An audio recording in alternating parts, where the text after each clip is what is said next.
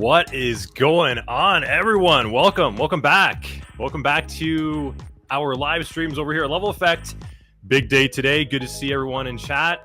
A little over 30 people looks like, so nice and ready to go. We've got Daniel Crothers over here. Daniel, welcome to the stream. Thank you for having me. Nice. Yeah, good to see you. Good to see everyone here. Gonna be a really good episode. Good live stream today. Really great to see everyone's face as well too inside of chat. A lot of these names have been with us since since like November, I think was when we really started to kick off streams, October, November. So good to see everyone back in the chat with us. Nice. How's everyone doing though? How's everyone doing in chat? And Daniel, how are you, man? I'll give you a proper intro in a moment. I am great. I'm excited. I was up till about 4 a.m. getting this ready, so I hope everyone enjoys it and learns some stuff. Nice. Yeah, I saw the content, everyone. This is packed. You're going to learn a ton. Cool. Hot Florida today. Yeah, nice. Yeah, it's pretty hot over here. What's the temperature? What do I got inside? It's almost about 25 Celsius. What is that in American temperature? What is the Celsius? So in Canadian temperature, it's 25 Celsius, and American temperature, it's 77. Nice. Isn't that an energy drink? I think. Maybe. Yeah. Maybe I used to know how to convert, but yeah. 82. It's 82 Fahrenheit for easy. Yikes. Sheesh. I live in Georgia. I can expect it's really warm outside. So yeah, I feel that. So Jordan's still waiting for the mug. Let's just not talk about the swag. It's coming. It's coming. It really is coming sometime soon. Cool. Okay. Well, without further ado, it's good to see everyone here inside of chat. It's great to be back on the live streams. I got a little temporary office setup going on over here. It's going to be more official soon by the end of the month. With my move, Daniel's got a way better setup than I do, which is looking really good. Good job, man. I know you've been working on that too. Yeah, looks really nice. But it's good to be here on Saturday. We're going to be doing DevSecOps and cloud security. This is a really big domain. Ton of growth, ton of potential of where it's going. I think I know I've given a lot of hot takes myself on where the AI world is going, and I really believe that a huge focus is going to be on cloud-related API connections back and forth to different infrastructure between businesses and such. So this is only going to be a bigger area than it already is. Daniel is very seasoned. He's been with us for you joined up with Level Effect about a year. Content, yeah, about a year you've been with us. Right after the cyber camp. Yeah. Daniel's background, veteran, so spent about 6 years in the U.S. Army.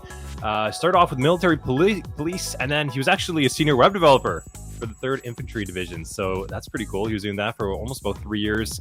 The guy has co-founded and founded multiple companies. Ton of experience over here, and currently he's the founder owner of Contos Security.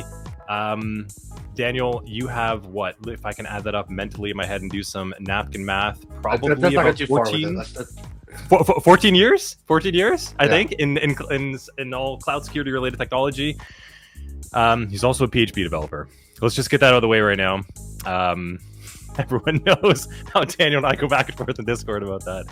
But still appreciate you, man. Thanks for coming on. Thanks for doing this. Thanks for preparing the content. Hopefully I gave you a good enough intro.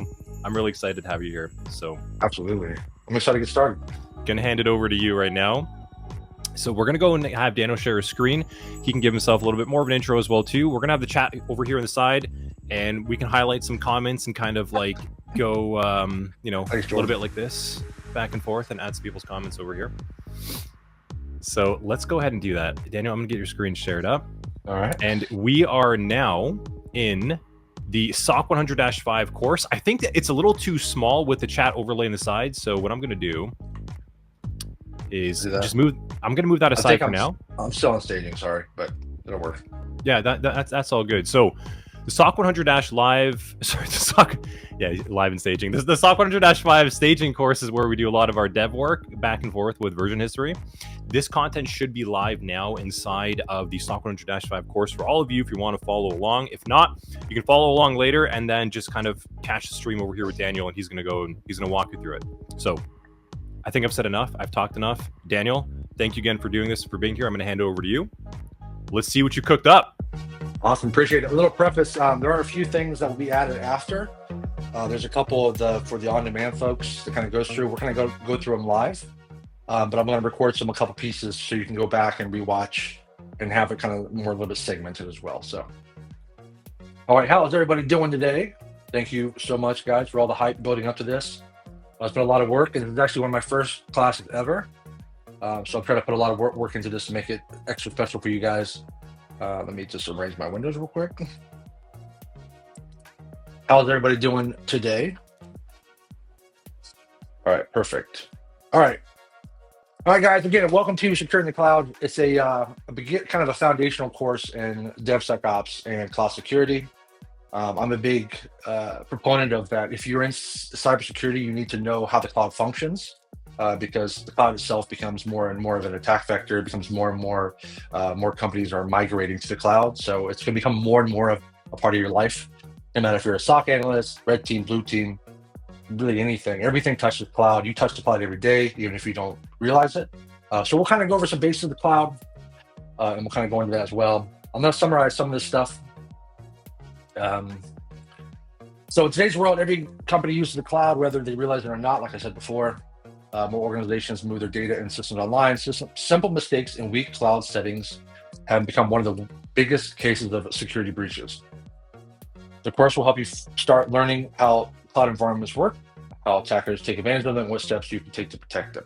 All right, so we're gonna have some real life examples, some good explanations, hands-on activities, and a really fun CTF at the end, which I spent a lot of time on. Hopefully, it's a lot of fun. That's me. My wife says I'm handsome. So does Anthony. That's nice. You kind of went through all the stuff already. Again, I started programming when I was 7. I kind of fell in love with IT. I have a huge passion for learning. I have a server rack in my office, which I use to learn.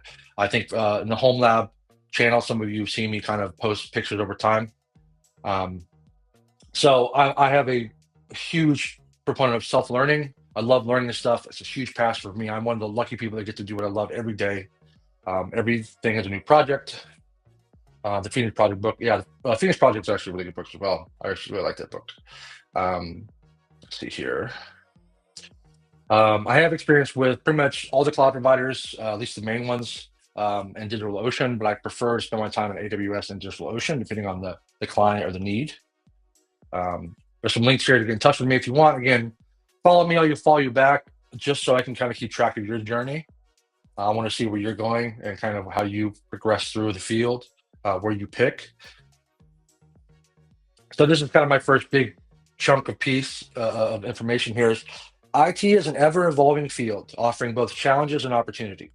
To succeed, commit to continuous learning, push your limits, and stay driven. The journey isn't instant, it's a gradual climb, where regardless of your background, you can reach incredible heights. In IT, passion, perseverance, and knowledge know no bounds. But don't just learn the technical skills, understand the business needs behind them, and your upward momentum will have no ceiling. And that is a big point. Knowing the business need for why something needs to occur, why it's a certain way, will help kind of separate you from your peers. You just kind of turn the wrench, so to speak. So it's very important to kind of know and kind of learn why the business needs these certain things and why they're important, versus just, do it, I'll do it kind of this mentality. We're going to go through some case studies of some real breaches from very big companies, some walkthroughs, some labs, and some, again, a CTF. This is not a deep dive expert course. It's a fundamental course. So there are some topics that we just aren't going to go into. And just like most things in IT and cybersecurity, it's ever growing. I could do a whole, multi-hour course on just IAM, on how to do it correctly and how to program it, because it's so vast. Okay, we'll go through all that as well. I'll skip some of this stuff because redundant, but So this leads into the biggest takeaway for this course, and some of you may have seen this in the chat before, and I've kind of mentioned it earlier. Security professionals must understand the cloud, and the cloud professionals must understand security. This is not a negotiable. You need to know, as cloud becomes more and more of a security professional's job, and as a cloud professor, you must know security. There is a problem with the current state of things now where when they teach you the beginnings of cloud, they kind of just teach you how to set up resources and make something work, like a WordPress. And they kind of neglect the security side. Even if you look at a lot of the certification programs,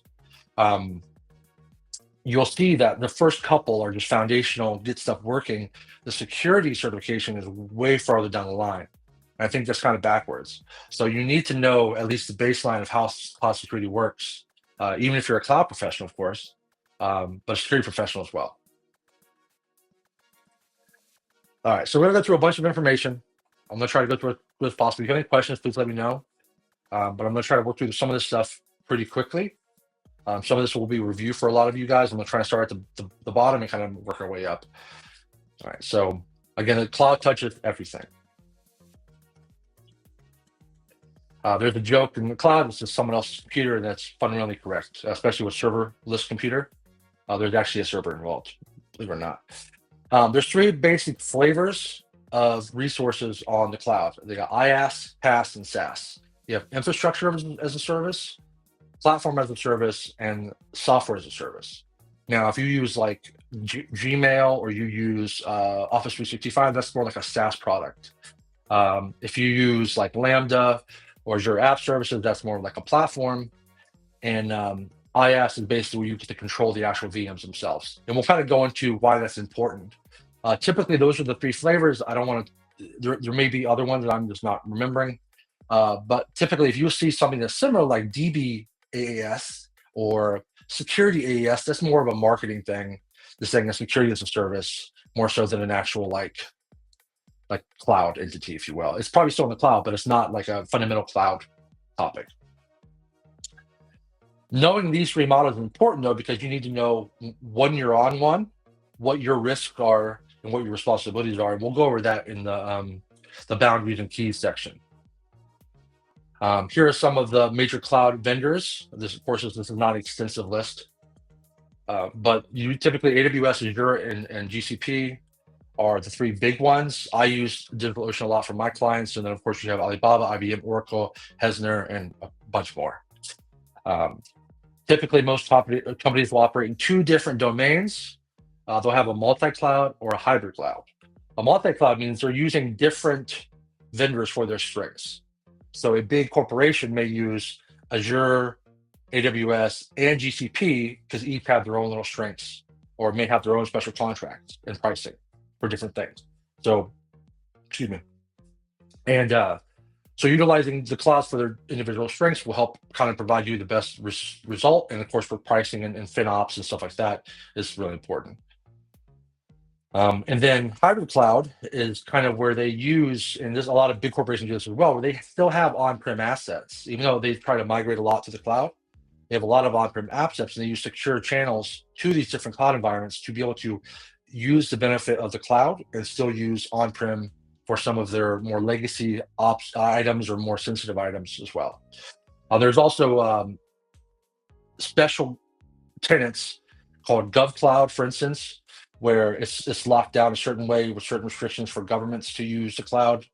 It's more sensitive in nature. Some of the advantages and disadvantages of the cloud.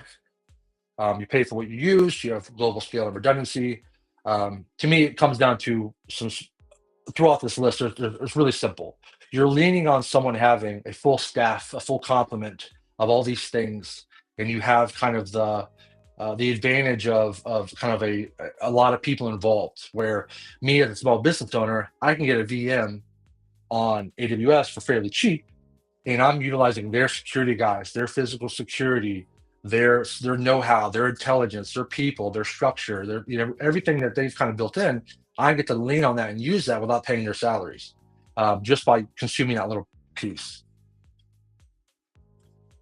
Cloud does give you a lot of access and permissions though. So if you go through and you know, it says here, here's the cloud for yourself. And then it's up to you to do a lot of these different things to configure it correctly. And it's your risk to take to make sure that it's locked down. The vendor's not going to do this in a lot of cases, and we'll go into that as well in boundaries and keys. But it's very important to know that what you're responsible for in the cloud. So we'll hash that later.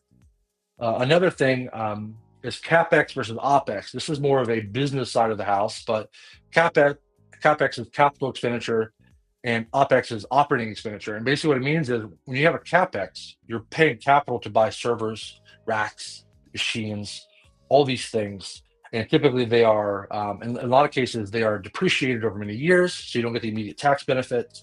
Where OpEx is like you're paying for a service and you get the immediate tax benefit for that year as well. So that helps a lot of businesses as well. You're paying exactly for what you need. Whereas if you go and you buy a bunch of servers that you may not have provisioned correctly, they may be over provisioned. So you have all this equipment, all this energy, all this cost, and you're not utilizing the full benefit of it because it's not really right sized for what you need. Whereas with the cloud, you can kind of more right size.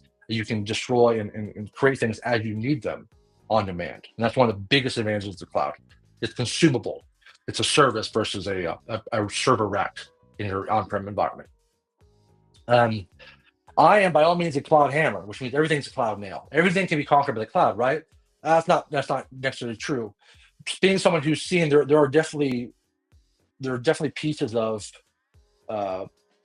corporations and services and IT that need to be on-prem or can be done a different way.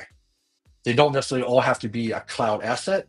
I know cloud's kind of the thing now, which is beneficial for me, of course, but the cloud doesn't necessarily deserve to be the answer to every question. So being able to be an architect and look at the problem and say, I would love to take your money and for you to be my client, but however, I can't, in good conscience, advise you to do it this way because it's not the proper structure. It's not the correct architecture. So being honest and utilizing the right tools for the right job are important across IT, not just in the cloud.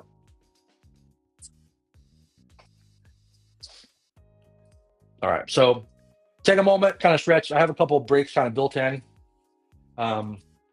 Stretch, take a drink, and we'll kind of resume in a couple of minutes, say 5 minutes, so 27 after. And we'll get back on it. It's a lot of information, and I want to make sure that you have time to kind of process it and not get too overwhelmed with it. So kind of walk around, ask a question if you have it, and then we'll kind of start here in a couple minutes. Yeah, sounds good. Good little intro over there, Daniel. We got a lot of good chat going here on the side. People working in the industry, DevSecOps, cloud, Azure, that was mentioned as well too. So let's see. We got I don't know if you want to comment on anything over here about this. Do you have particular questions or? I mean, yeah, if anyone has any questions, otherwise, I guess I can throw it up there. So he works on AWS and Oracle OCI. We do the multi-cloud along with sharing certain services to partner companies. It's a nightmare for security. So when I read that, I immediately thought chain of custody, auditing and controls to keep track of all this and tiered access and secrets, probably insane. But I don't know if you have any thoughts on that, Daniel. So different clouds providers are as alike as they are different. A lot of the things work the same, but they're called differently. And some things just work totally different across the spectrum. Like I said, that's why companies will use certain cloud vendors for certain use cases, because there are definitely some use cases that are more served to, for instance, a big corporation that uses a lot of Active Directory, and they want to roll it to the cloud. They're not going to roll an Active Directory server in AWS. They're probably going to use Azure because it's a native item in Azure itself. It just makes more sense. It could be a pricing thing as well, but multi-cloud is again, it has its own complications because you're taking different vendors and you're kind of connecting them. Because typically multi-cloud, you have them talk to each other with a CAN or some sort of connection.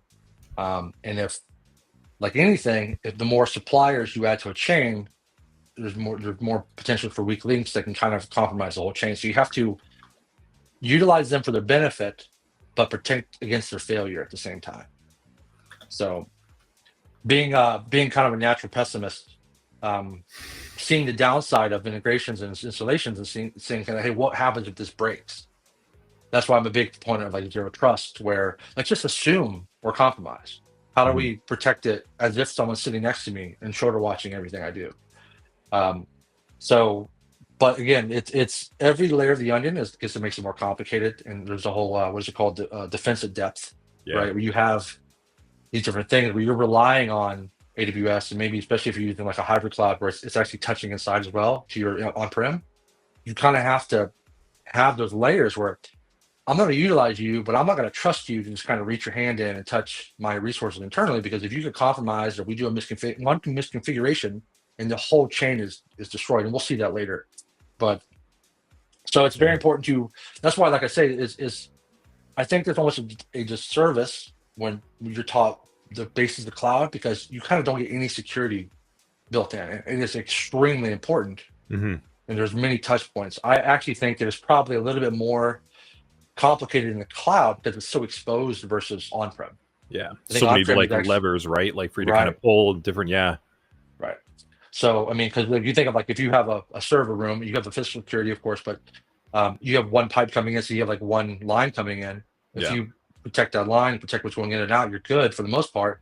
Whereas the cloud, there's resources talking to each other, and if they're misconfigured, you could have one small thing. You just tried to do something one time, and you didn't do the configuration right, and you can access everything. So you have to be very careful, and we'll go into why these are really important, I think, in the next slide of the next section. I think he's kind of mentioned that, right? Like, so he's got like different clients coming in, different requirements, different ways to handle it with different cloud platforms, different needs from different clients, balance it all. So that guy sounds like you got your work cut out for you as well too, especially if you're getting blockchain involved too in the Web3 space. Sheesh. I haven't touched blockchain. Yeah, I know that there's services out there for it too. So there's another question as well too. Sorry, go on, Daniel. About that specifically, again, it's another thing too, especially when dealing with clients like myself, is some have HIPAA requirements, some have PCDSS requirements, some have SOC requirements, and a lot of these vendors, maybe not all of them, but like if you need to use, like I did PCI DSS for a company and had to reach out to Amazon and get their certification, their PCI DSS, their SOC, to use as say, hey, we're on this platform. We have a baseline of security because they have already been certified, because those things are expensive. But so there are special considerations when it comes to customers with anything in IT. If you're helping them fix their computers or you're helping them with the cloud, there's certain regulations they fall under, either financial or informational or so on and so forth. I'm assuming you're asking about the hybrid cloud one, or are you looking about the recommended vendor one? Yeah, I'm going to pull up this comment over here real quick, this question. So Cree78 saying, do you recommend vendor-specific training at first or generic? So I'm assuming do you mean just training or do you mean certifications? Okay, so let's bring that elephant into the room. I love certifications, but I will tell you that they don't do much. As most people will tell you that who've been around for a while. They seem cool when I do them just because I'm a completionist and I'm a achievement guy in games and stuff like that. Like I just like collecting them like they're Pokemon cards. Certifications, professional certifications. And for me, I think that like going through AWS, which is my preferred, it may not be your preferred. I guess it really depends on what you want to do. When you go through and you learn the fundamentals of AWS, you're kind of learning the fundamentals of a lot of other cloud providers, especially the bottom level, the really foundational level. All kind of do the same thing. You can create VMs, you can create rules and access lists, you can spin up a website. Kind of catch them all, right? But really comes down to what you're looking to do. I know that's a very loaded question, but it's just go do some training. There's so much training available. I have some examples at the very end I'll show you, but my personal favorites. But there's a lot of things, resources. Go in and do how to set up a WordPress on AWS, or how to and just kind of just go through it and see if it tickles tickles your fancy, so to speak. And most of those things, especially with AWS, you have a free tier. So a lot of this training will tell you, hey, all this stuff I have in this training is in the free tier, so it doesn't cost you anything, right? You can set it up and then destroy it. It doesn't cost you a penny, and you get to do learning for free, basically. And that's why they do it. So I highly recommend to kind of taking advantage of those things and just tinker, be curious, tinker, try things. And great thing about the cloud, it's not like buying a server like, oh crap, it's the wrong server. Like you just just destroy it, delete it, and start a new one. You can start over. Oh, I need a bigger one, I need a smaller one, whatever resource it is, or I want to try this resource over here. Be curious, be a tinkerer, and kind of see what you can do and follow some guidance that way. So sorry, go ahead. No, I was going to say, so like, I think it sounds like you're saying don't focus so much on the vendor or the generic, but rather focus on the objective. So Right. kind of make it like project oriented, targeted. Like you want to host a website, you want to host a blog, you want to set up some infrastructure, you want to set up some basic, you could even do maybe like a small enterprise kind of network that you would see at an organization. Basically try to replicate and do real world projects, and then find the platform, and then just it sounds like they're all good enough at least to get started. I think especially for the foundational stuff, Yeah, once you get deeper, right. you're going Then into it like the changes. specifics of, hey, I want to use AWS Bedrock for AI, or I want to use Azure Intra ID for Active Directory stuff, or I want to use Google for their Firebase solution, whatever it may be. The foundational stuff is basically the same. Make VMs, protect them, run a website, use a CDN. I'm a big fan of AWS's foundational cert, because it really gives your hands dirty, I think, more than like the Azure one, with some of the basics you can do, and actually like how much needs you to kind of do stuff, instead of just like telling you kind of what you got to remember to know how to use the platform. And actually, like, we're going to make something, we're going to do something, we're going to show you the basics, so you can actually kind of produce something versus just kind of know the keywords, if you will. Yeah, good stuff. Cool. Okay. Let's see. But there are vendor agnostic, like CompTIA has Cloud Plus. There's Cloud Security from ISC2. So there are agnostic ones as well. Cool. Good. Yeah.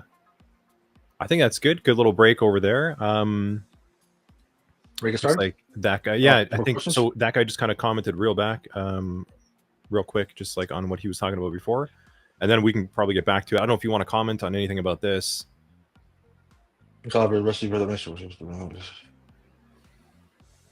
Assume to Oracle from AWS.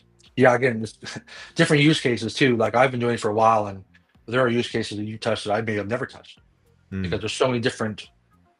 It's like we're like chefs in a way. We have all these different ingredients. You have to know which ones to use, in which quantities, and typically in which order, right? If you put salt first before you do something, it may turn out bad. If you put salt after, it tastes great. And it's the same thing here. So you got to know where to put in. If you ever seen I should have an example for you. Has anyone ever seen an architectural diagram where it's like all these boxes and lines and stuff going across? It looks like madness, but it's actually, once you get used to it, it's very, very kind of informative of like where data flows and what connects to what. And so it can get kind of crazy, but those things are super. I do those a lot. But nice. Let's see here. Good stuff. Yeah, I think that's good. At least one vendor search. Yeah, look, quick comment over there from Allende. Yeah, I get at least one vendor neutral cert. I think when you're in the door, see what the company uses. At least that is what I did. Yeah, I mean you can't go wrong, right? That's kind of what Daniel's saying, right? It's something vendor neutral, agnostic. That's kind of applicable to them all. And then at the basic level, they're all kind of the same. At least kind of starter use cases. Especially with the three big ones, I think that a lot of time, even with the vendor neutral ones, there's a lot of certs out there like, hey, don't this cert doesn't teach you anything.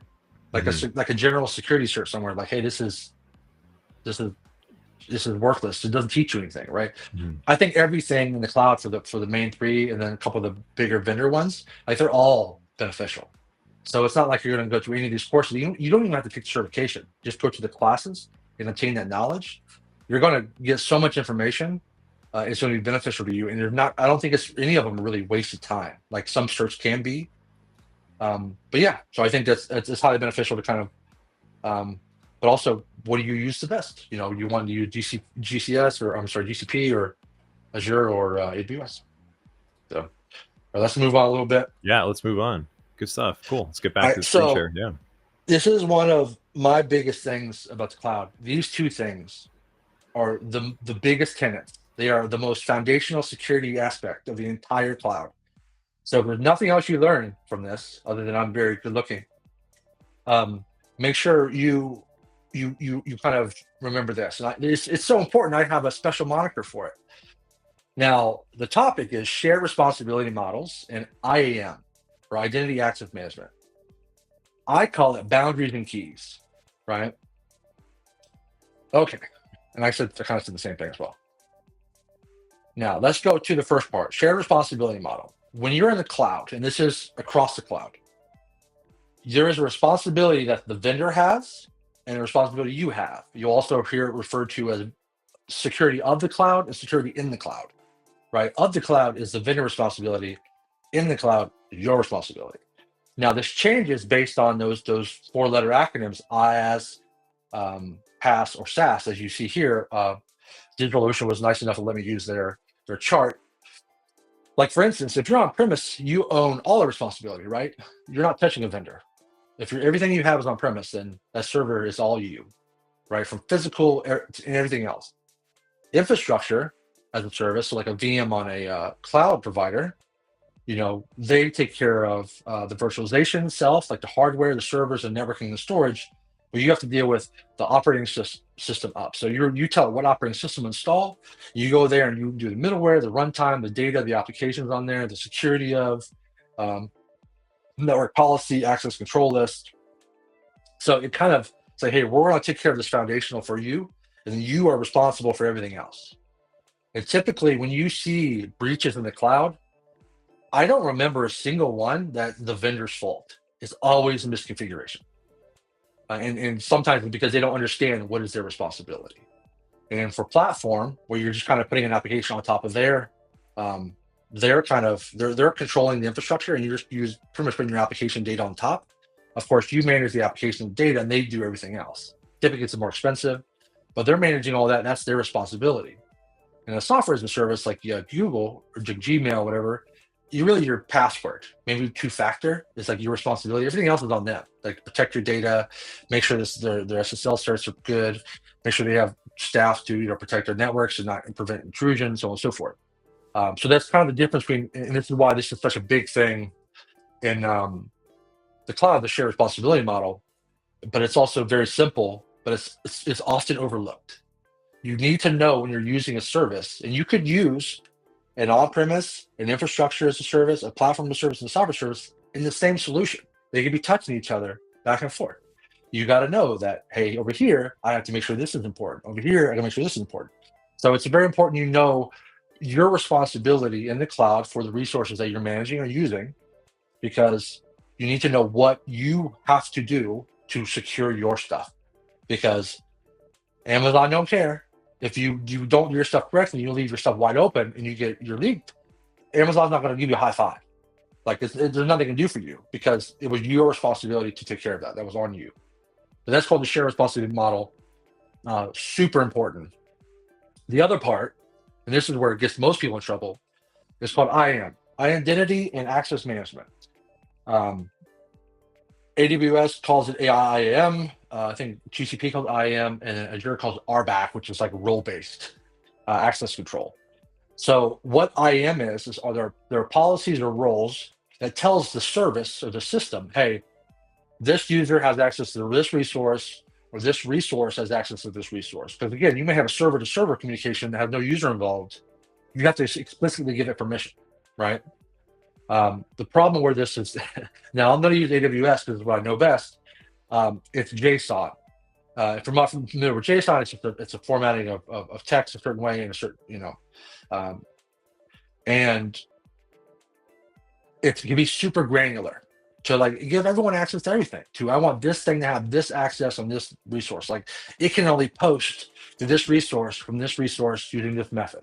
Like, it can go very granular. And some of these policies are extremely big.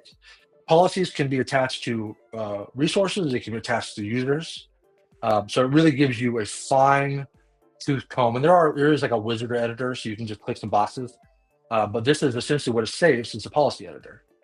A lot of, just a aside here, when you log into a control, like say AWS, you log into their console, which is like their website where you can like provision stuff and modify stuff.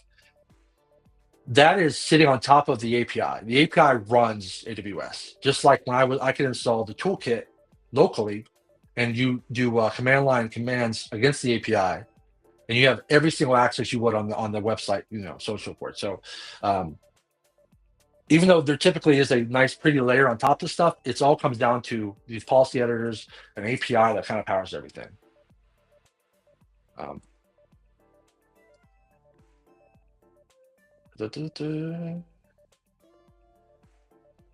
Okay, and then zero trust, also known as least privilege in some cases.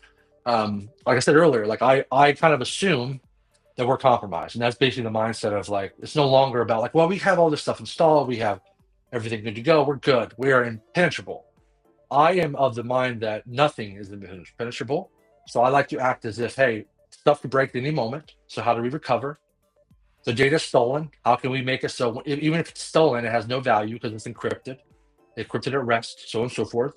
And if there's a guy next to me or there's a guy in the company who has privilege temporarily, how do we prevent him from causing as much damage as possible? Including, having your IT guy.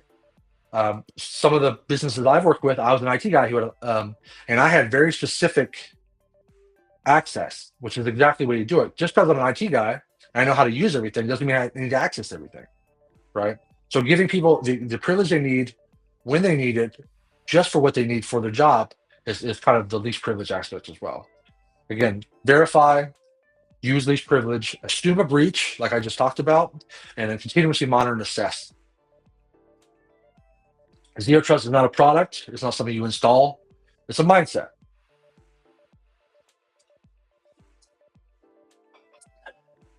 So here's my little soapbox piece as well. I look at zero trust in cloud very simply. With proper infrastructure as code, backup schedules, security, the thing that is most important to me is the CIA triad of cloud data. Specifically, CIA triad references the confidentiality, integrity, and availability of security policies and systems. If you've taken Security Plus or some other security certifications or classes, you kind of understand what the CIA triad is. If you protect the data, everything else can be rebuilt. With the consumption nature of the cloud, you can destroy a resource and rebuild it in quick order.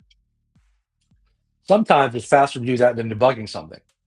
And when it comes to security, adversaries can do their worst, but I must protect the CIA of the organizational enterprise data.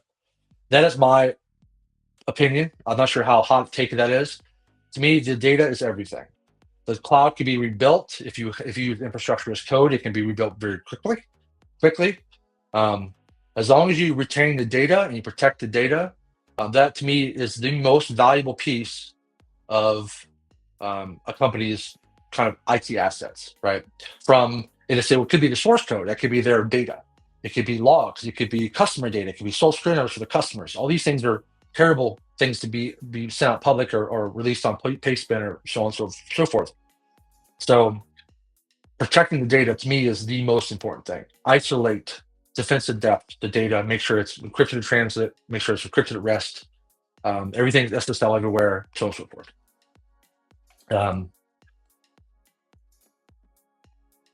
And then for my analogies of boundaries and keys, DevSecOps, which we will talk about in a little bit, falls under the keys as well. Because again, if you're exposing passwords into your code or publicly or whatever, that kind of also, like, you're giving people access to the key basically, it kind of falls into the same thing as well.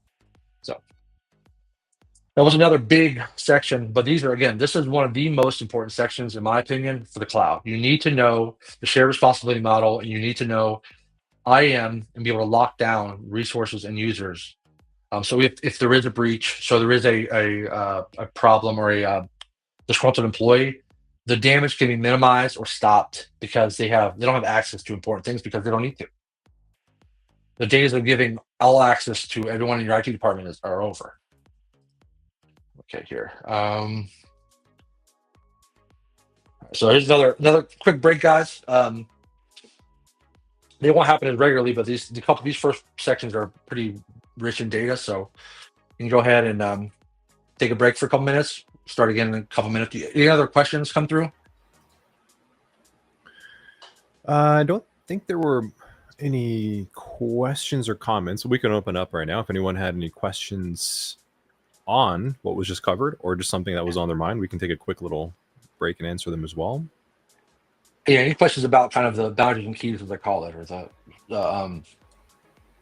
the model or the IAM specifically, or anything else really?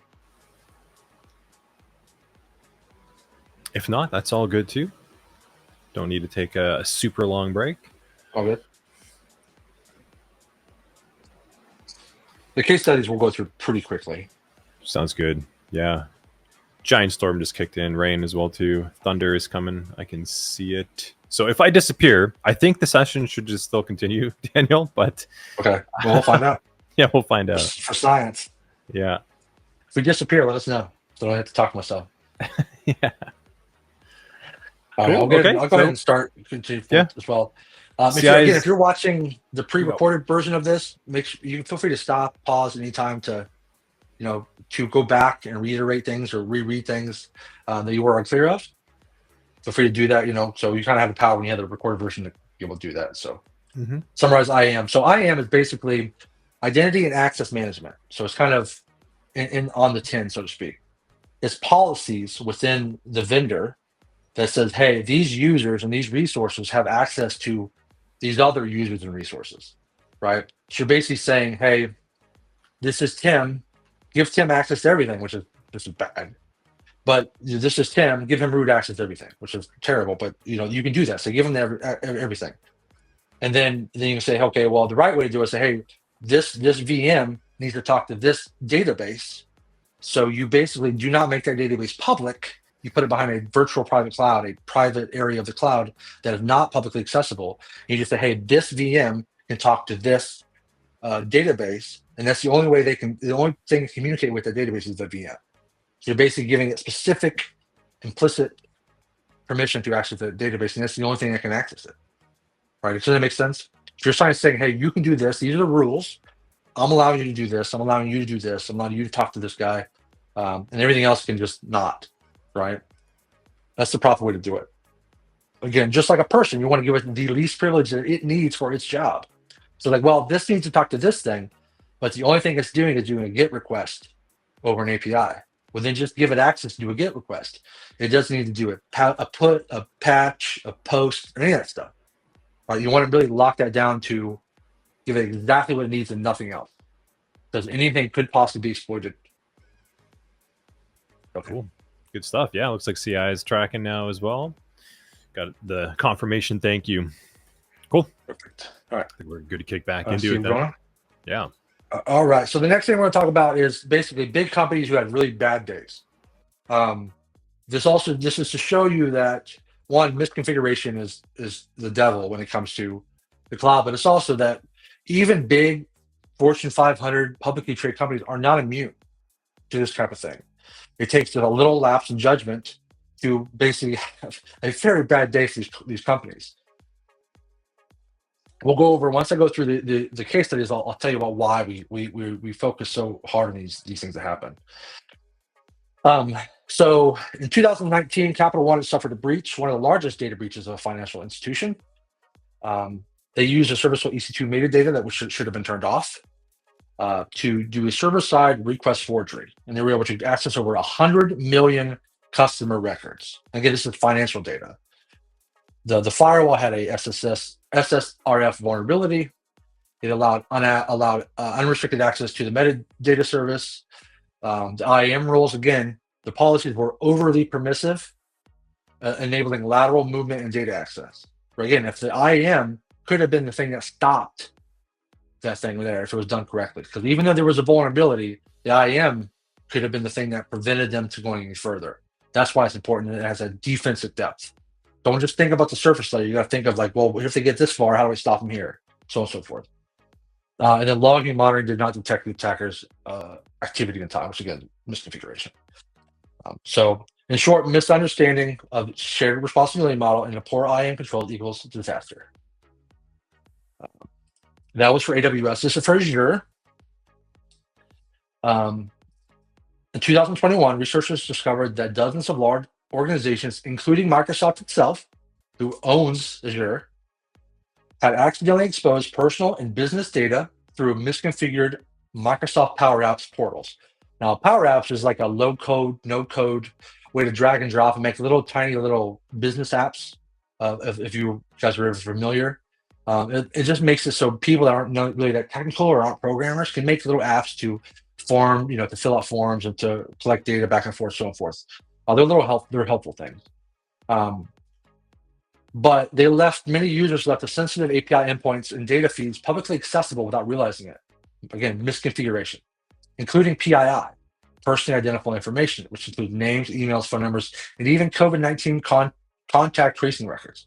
So we're going into the HIPAA realm now of things that are, for the US at least, HIPAA is for medical information that should not be shared publicly, of course. It's your personal medical information. It has to be protected. So again, even Microsoft themselves fell victim to this, and it's their product. PowerApps exposed OData APIs by default. They misunderstood where endpoints were public. The lack of external auditing and monitoring. Microsoft had secured the underlying infrastructure, but again, it was the API misconfigurations or unknowing to the customers that they were going to be public that caused that leak. Right. And then for the case study for GCP, which is Google Cloud, Accenture, big company, big contractor and consultancy for government and all kinds of places. 2017, Accenture, one of the world's largest consulting firms, I just said that, accidentally left multiple Google Cloud storage buckets publicly accessible. So kind of like S3 or like file shares in a way. And the buckets contain highly sensitive information, including internal API data, cryptographic keys, client credentials, and system configurations. These are of their clients. So again, this is a good example of someone in your supply chain kind of helping people attack you in a way, because again, they can get that information, use that to then attack their customers. That's why supply chain is also another consideration of like, well, what happens if a sensor gets leaked? What do we do then? How do we protect ourselves? And anyone with public URLs could view or download the data. It was a huge, widespread compromise. Again, they created buckets with public read access. They had no organization-wide policy preventing buckets from being set public. And there was a lack of auditing and monitoring. So done SOC. Yeah. So why do we talk about case studies? Why do you see white papers and people really kind of just blast when they get infected, right? Like, oh, we got leaked, right? You think that they would just keep that a secret. Well, for two reasons.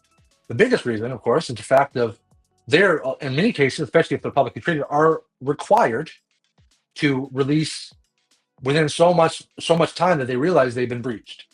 So they're required to publicly announce, and if they're publicly traded, they actually have to file, I think, special paperwork with the SEC in the US that they have been breached. These are for US companies.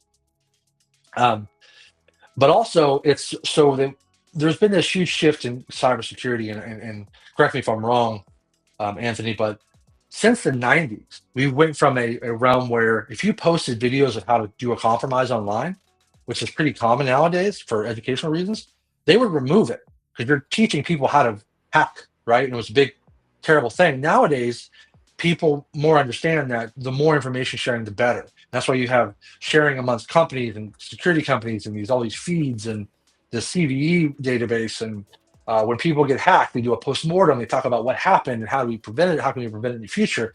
So that other companies can learn as well, because combined, it's better for all secure, right? So sharing that knowledge, the damage has already been done.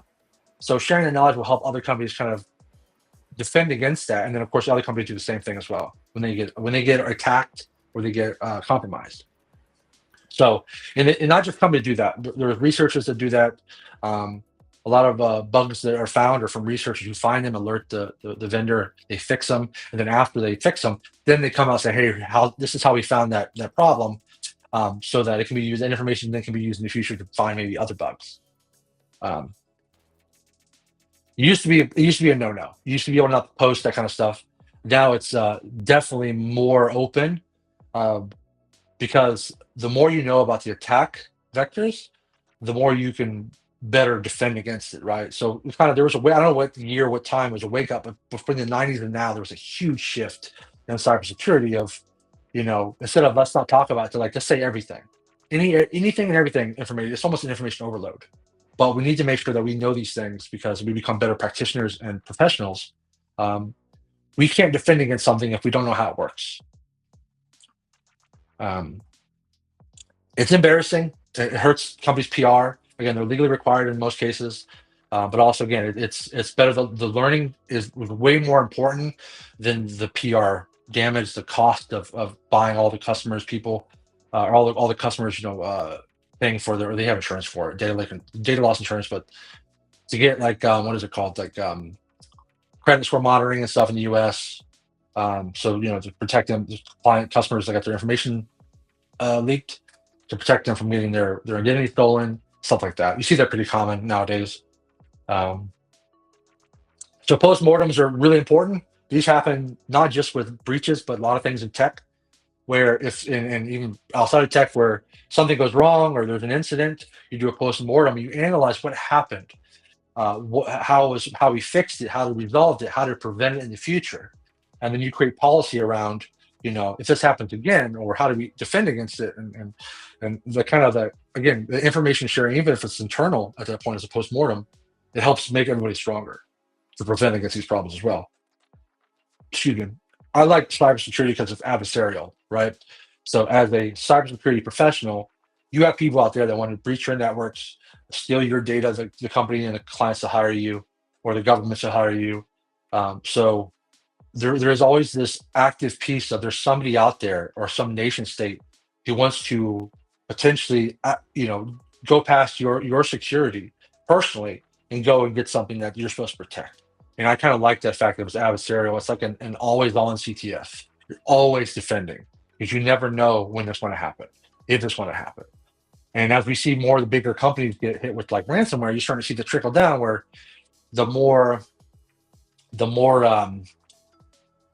some of these companies that will buy the lockbit software and the stuff like the to access protected networks and to, for instance, ransomware and stuff, they'll start attacking the smaller fish, right? The small businesses.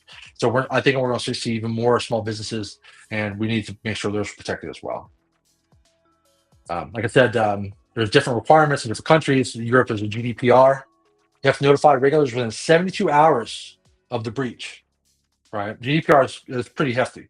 HIPAA, same thing for that COVID information above, huge in the U.S.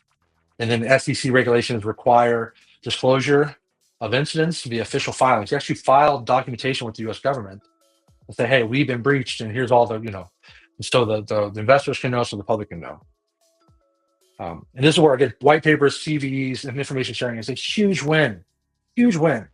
If we did not talk about these things with each other, did not share, we would be all much, much weaker in the scope of defense. And then, like I put here, it's a shared battlefield, right? We have an adversary. We kind of, even your competitors, you want them to be secure because you want to learn from their mistakes. You want to learn from your mistakes. But it's that important. The only way to win is through collaboration, not secrecy. Gatekeeping security knowledge makes everyone weaker. If your partners, affiliates, and suppliers stay in the dark, it can still attack you through the supply chain. I keep bringing it up, and there's a reason why. The enemy is not your competitor. The enemy is your attacker. In cloud security, the motto is stronger together. It's not really the motto, but it helps. In all security measures, I think that, the information sharing is crucial. All right, so check for questions real quick. We don't necessarily take a break, but yeah, let's take a little break over there. I know that there was one question, I was talking about postmortems, if they're related to DeFi. I know KS was able to answer a little bit about it. But yeah, I think they're kind of included in just about every area. I mean, I had postmortems in hotel operations where it wasn't even technology oriented. Right. Yep. Yeah, they're common. Again, they have the name is very scary, but it's just basically something happened probably that's not supposed to happen, and how can we learn from it? So you go into and I like it because a lot of times I've done postmortems. It's been very non-accusatory, right? Mm-hmm. It's like a fact-finding mission of what happened. Let's go just make the damage is done. Let's get together and let's figure out what happened, how to defend against it next time, right? So the postmortems are very, very helpful. They suck if you're your fault somehow, but they're still extremely helpful to everybody and yourself. That's another thing too. Like you'll see me post, and you'll see other people post who have in security realm specifically. I will post high profile hacks and things, and Discord or elsewhere.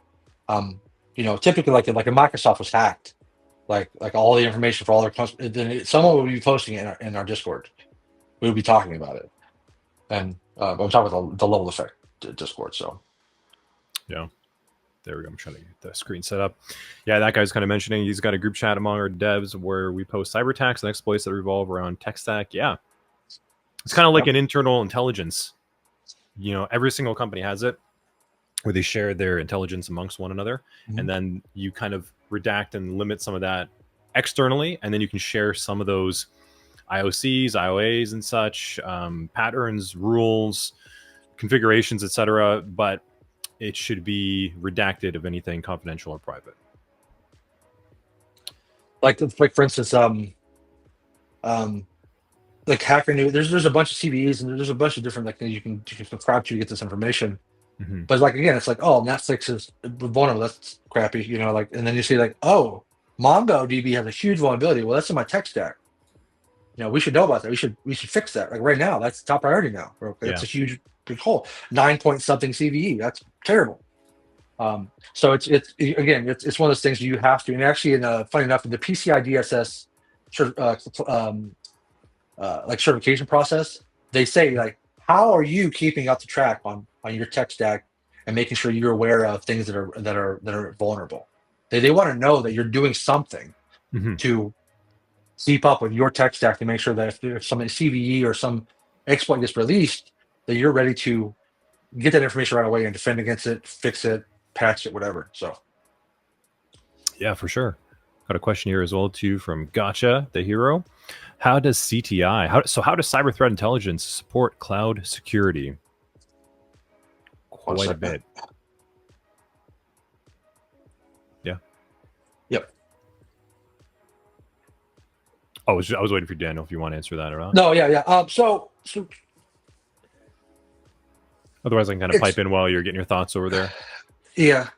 Yeah. So cyber threat intelligence on a cloud security level, more specifically, would be you'd be getting some information on configurations, best practices, which things to toggle off and on, which IAM policies, which bucket policies, which network policies, like which virtual adapters do what ports in and out, ingress, sorry.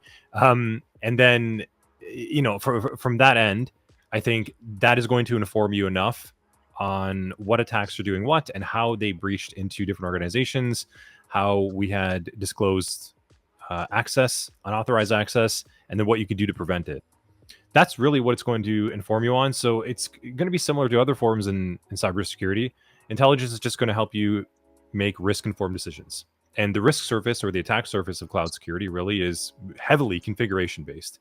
It's just different different knobs, different levers, different stovepipes, things you can kind of, pull off and on. That's going to be one kind of core area. And then the second one is going to be your infrastructure as code. So that's another big thing in the pipeline itself is there's a lot of scripting, a lot of human entered code that can also go wrong, where you can not just mess something up from the GUI level inside of the browser, like the session you're interacting with, but from the actual code or the terminal. There's also problems that can go wrong there. So that's kind of like the two kind of core areas. And then the third would be the general pipeline of production, which is the DevSecOps space primarily.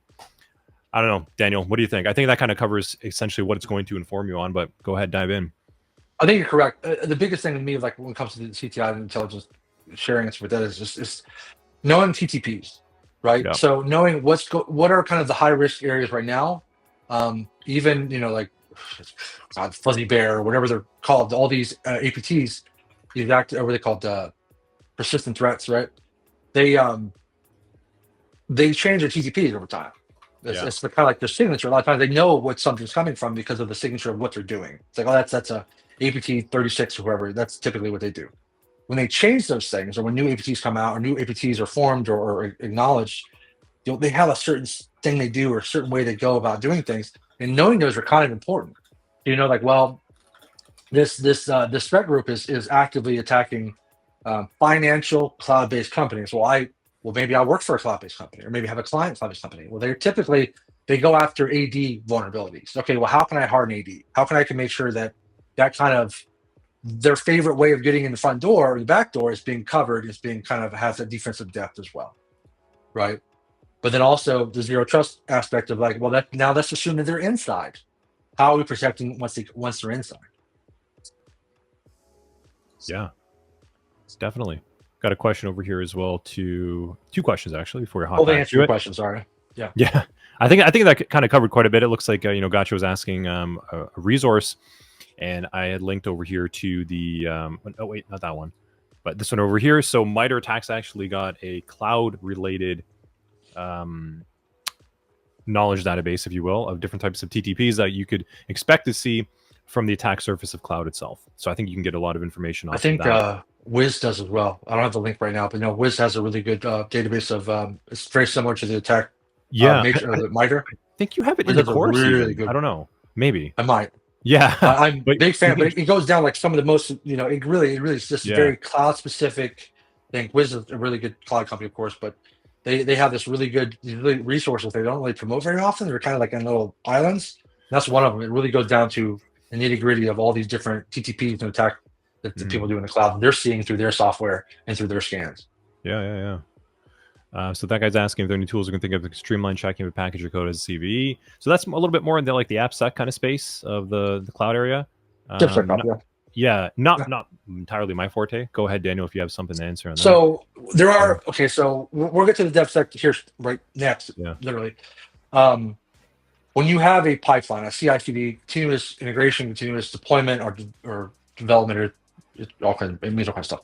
Anyways, the pipeline. So when you submit code to GitHub or GitLabs, or it goes through Jenkins, or all these other things we'll cover, you can have it do kind of scriptable things, right? So hey, create a VM and then run through all my unit tests, very basic level. Or hey, run through here and look to see if you see anything that looks like a secret key. And we're going to go over that as well. So there's all these different functions and things you can pull in that people have made in the open source community to be able to scan your code, for coding standards, for security reasons, for packages. If there's any known vulnerabilities in packages, because they're starting to see more and more package managers kind of warn you when you install packages, hey, this has some vulnerabilities you might want to know about. So there's different open source things you can put inside that CI/CD pipeline that will run and say, hey, you're using a package that has a vulnerability. So there definitely is a lot of different avenues when it comes to scanning it for text, for packages, for all kinds of things. And it can be, some of these workflows are very long, and we won't go that deep into it. But there are packages within like the CI/CD realm and the DevSecOps realm of being able to scan for those type of things. Cool. Hope that answers your question. Yeah. Let us know that guy if that was helpful or not. Sounds like it was helpful to me. Oh, look at this question. Yeah, will AI replace programs in the near future? Well. Okay, so this is the elephant in the room since AI was thought up. So I don't believe so. I think what it will do is it will the programmers who can utilize AI to their benefit to be able to produce more faster, obviously have more of a business impact, have more of a business worth because you're able to produce more stuff quicker, faster. People basically, I think in all realms, if people are the ones who know how to use the AI to their benefit for their job, they're going to survive. Their survivability is going to be so much higher. And someone's like, well, I don't want to do AI. It's bullcrap, right? Yeah. No matter if you like it or not, I'm very bullish on AI. I think it's great. I don't think it's there at a level yet where we can start just going nuts with it. There's a lot of hallucinations that just scare the crap out of me. But once we get there, it'll be about the people that need to operate the AI to really get the benefit. This whole thing of like, programmers are so gone, I think it's ridiculous. I think it's going to be the guys who use, or the folks who use AI to the benefit of, to be able to produce more, have more business value, are going to be the ones that are rewarded by continuing having a job, versus the people who fail to adapt and kind of are left behind. But that's like everything that's AI, or I'm Yeah. saying that's IT. You have to continue to learn. You have to keep making yourself better, because if if there's only, like, say for instance, like say like there's only one company in the world that's using COBOL, which isn't true, but say there's only one company in the world using COBOL, and there's 15 COBOL guys, Yeah. and they don't want to learn anything else. They only have one spot. Then 14 guys ain't gonna have a job. So you have to make sure you're keeping up with trends. IT is not a sit in your hands type of market, I think you would call it. You have to learn. You have to push yourself, because you have, by doing so, you're adding value to your knowledge base, Yeah. and you become more valuable. You stay valuable versus trying stuck in the past. So if you come into IT and you're like, I'm going to go to a boot camp, or I'm going to go to a course, no matter how beneficial it is, you have to. That is not the end. You have to continue to learn by yourself, at work, wherever you have the resource to. Like this case is another one. Like this was you didn't have to be here, but you're learning some good, I think, some good valuable resources about college. This is one of those things. You're leaning on my experience to mentor you in some of these things that I know about, and that provides value for you. The person who's also going for a job may not have that experience now. They didn't take the time. They didn't look at anything. So you have to continue to learn, and AI is the same way. You have to continue to adapt the trends, no matter, some are really silly, not AI, but some are really silly, and you kind of have to ride that wave and kind of learn and be proficient at it, so you maintain that value, where other Yeah. people will not. So. I agree fully on all that. I think you have to consider that AI is essentially, as it is right now, it's a very, very powerful calculator, and it'll continue to become more powerful.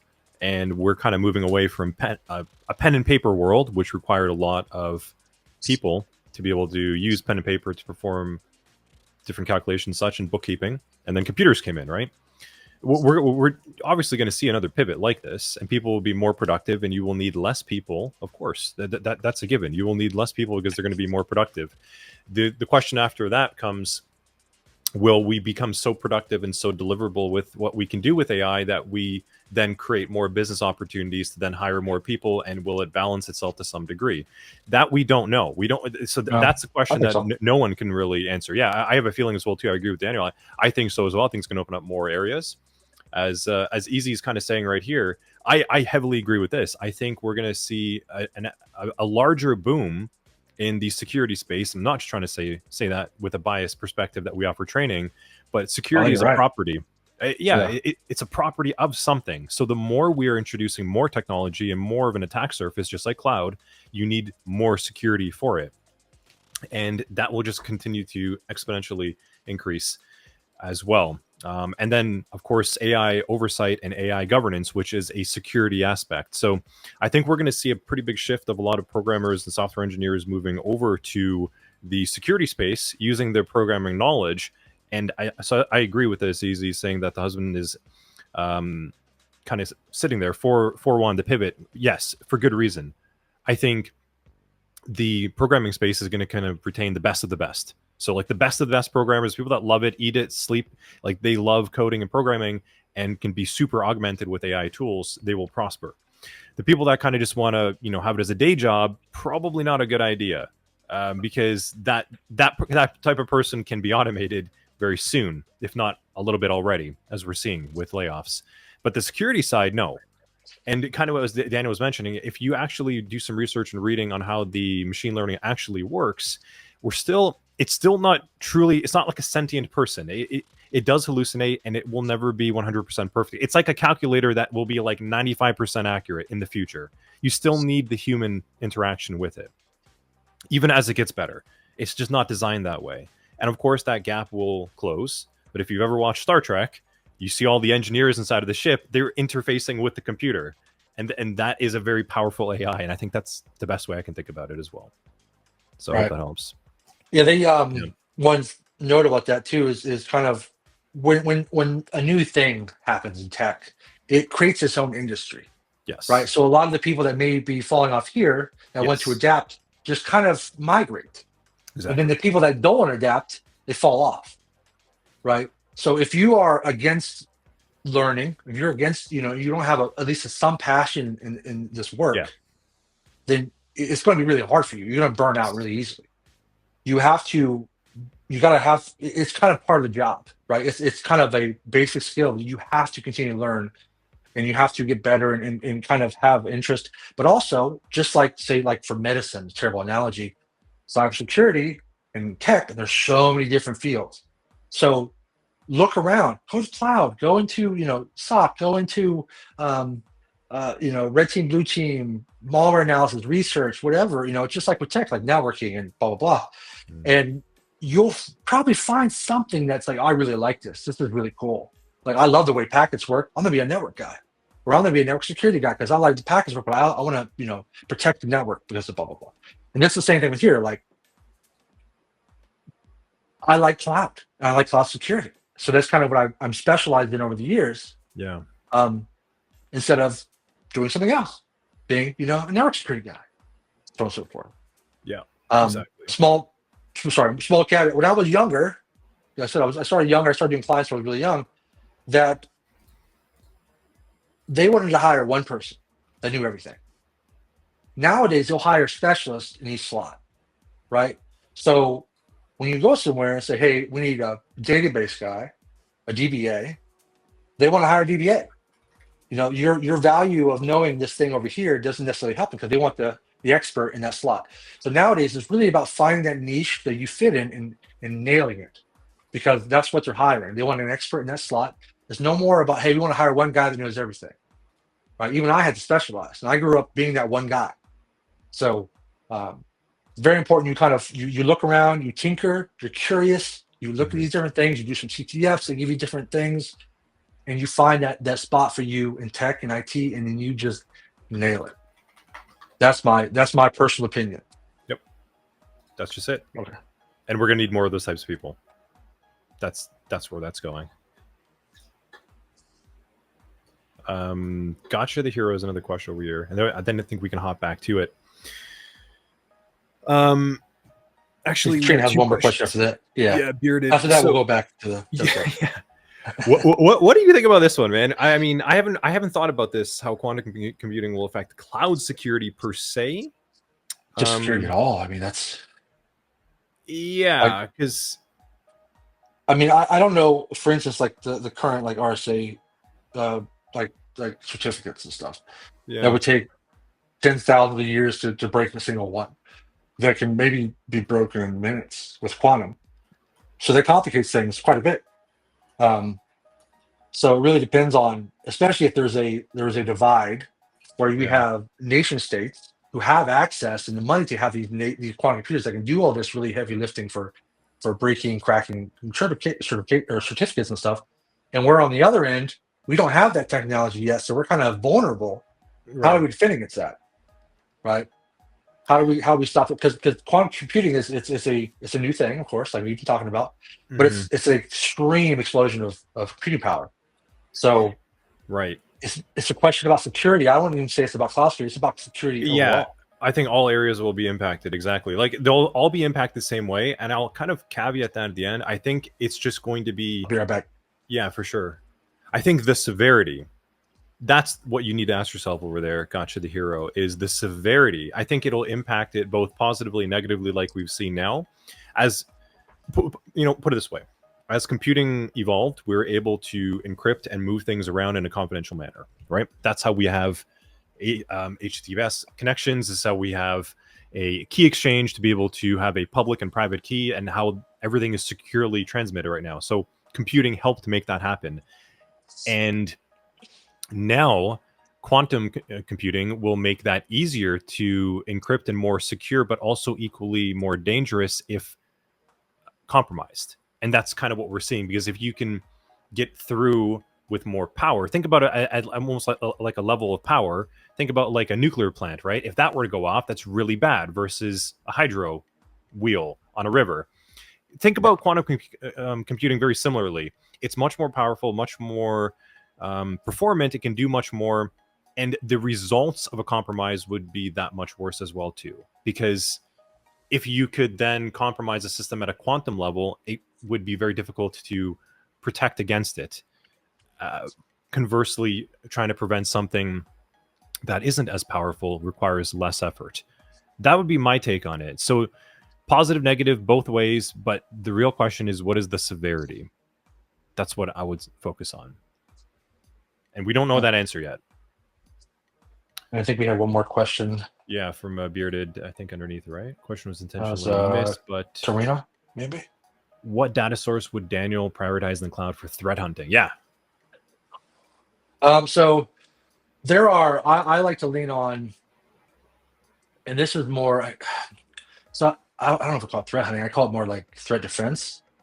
Like there's organizations like CIS or vendors who have kind of like, or NIST, who have put together comprehensive guides on like how to harden, which is based off of, TTPs and best business practices, how to harden VMs and networking, DNS, and I mean, CIS has a bunch of them for like everything. And that kind of helps you kind of really plug those holes and kind of, because that's being used as an industry standard. So it's, it's got a lot of hands in there. It's got a lot of information there. It's built around TTPs and kind of the best business practices and stuff. So I really lean on that a lot. But again, most of the time, the security issues are just like security issues you'd have on-prem. Yeah, you have vulnerable machines, you're out of date, or misconfiguration. Typically, it's a you problem. It's not a vendor problem. It's not like, oh, AWS has a big hole in it. That's not necessarily the case. I can't even actually remember the last time that was a problem. So it's really about, it's just like, even though the cloud is a lot of special in a lot of different ways, a lot of different ways. When it comes to the security of the cloud, outside of like the IAM, it's very much similar to on-prem. You have machines, you have vulnerabilities, you have holes that need fixed, you have bugs that need patched, so on and so forth, right? So you kind of operate the same way as you would on on-prem, just that they're just potentially way more exposed than on-prem. Yeah. But answer your question. Yeah, I think that it's a good discussion because, as you said, right, like it's important to know the landscape of the technology now. That's one thing, yes, but we need to know what's coming in the future. And there was a time period from like 2005 to 2020, really, where it moved and it was moving along. Social media came in, web apps, mobile, JavaScript, the worst. There's a lot of things that happened during that time frame, right? But it was at a pace that you could keep up and you could learn something and be good with it for like several years. But now it's more like, okay, oh yeah, your foundations need to be rock solid, and then you need to adapt to the tools that are coming at almost like a yearly, if not half year kind of pace. That's where things have changed. Yeah. Cool. Good discussions. Let's probably get back to it though. Yeah, we've got a lot to cover. I think we're gonna have to have a part 2 of this, Daniel, and just have like a general. I don't think so. I think we'll go a little faster for the rest of the stuff. Not for the course, but I mean just like a general hangout. I think people like to shoot us some questions over here. And I think I'm available in the Discord most nights, so we could always just jump into chat and answer questions too. Cool. That's up to me. Okay, that's fine with me. All right. Dexter. Yeah. I'll also be right back as well too. Give me a moment. Okay. This is the one with the it's Dexter. Okay. So secrets and code and silent breach. Now, one of the biggest things about code and using repos like GitHub or GitLab or Bitbucket or hosting yourself with Gitea or so on and so forth. When you have teams of people or you're by yourself, there's a tendency to commit things that shouldn't be committed to the repo. So for instance, like say we're testing, like say I'm making an application and I have a PHP application. He's not here to enjoy that one, but and I need to set up a mail gun to test sending mails out when someone signs up, right? So I may put my actual production mailgun key in my .env file or a configuration file to be able to do that and use that. And if I'm not preventing that file from getting pushed up, especially if it's a public repo where anybody can access, I've just kind of flagged the internet with my production key. And this could be passwords, usernames, keys, sensitive information. If you have like a SQL database, like a SQLite database file you have with your project, it's got a bunch of really important information on there, probably shouldn't, and you forget to, put it into the git ignore file, or it somehow gets pushed up, and either your account is compromised or there's a public repo, or there's a GitHub, maybe there's a GitHub a vulnerability that's found that allows them to access things they shouldn't be accessing. It's vulnerable, right? So, excuse me. So what happens is typically it's access keys, API tokens, database passwords is a big one, and then private SSH keys. All of those four are really good examples. Uber in 2016 had their AWS keys accidentally posted on a private GitHub repo. It was later stolen to access customer data, and I think it was stolen by an actual insider. But they had access to the repo, but they shouldn't have access to the password. If that makes any sense. And there's ways to do that with code where you can push code up, and it's kind of like a placeholder. And then when it gets to the actual production system, those secrets are kept in a special service like a secrets manager. And that allows you to, like me as the main IT guy, to put those important passwords encrypted and secured in the secrets manager, and not allow. No, I think he just stepped away for a second. Allow them to see that actual production key. Like we want them to do the work, but we don't need them to actually touch the actual access. Again, big tech developers push code to Git without removing hard-coded secrets, or they're not putting it in the Git ignore to exempt those files.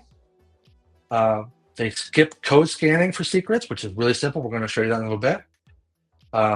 And there's lack of policies for using secret managers. Like I said, like AWS Secrets Manager, GCP Secret Manager, and then the Key Vault in Azure.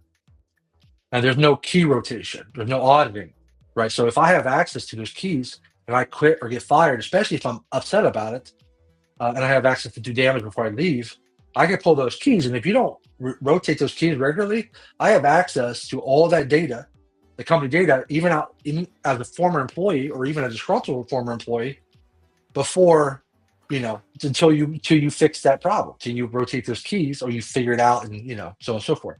So it's very important. So never hard code credentials and secrets. That's kind of hard to do, but it's the best case to do so. GitHub has the secrets manager built in. GitLab does too. I'm sure Bitbucket does as well. There's their like Hashi Vault. There's secrets manager for the cloud. There's a million different ways you can do this to be able to provide the access to keys needed for the software to run without giving the keys to actual people, because they just don't need them. So it's almost like a resource in a way. You can run secret scanning tools like Trufflehall, Git Secrets, or Git Leaks. I typically use Git Leaks. And remove unused keys, rotate keys regularly. It's the same thing when you are you in charge of a computer or of a network for a corporation or a company. If someone gets fired, even if it's amicably, you want to cancel all their access needs to be cut down, all their stuff needs to be stopped immediately because they don't work anymore. There's no need for them to have these privilege, right? They don't need that privilege anymore because they don't work there. So immediately stop all their access. And then train developers on secure coding practices. I call it secrets in code. They're a silent, high-impact threat. They can bypass firewalls, IAM, and perimeter controls. The best defense is proactive. Scan everything, store secrets properly, and automate protections wherever possible.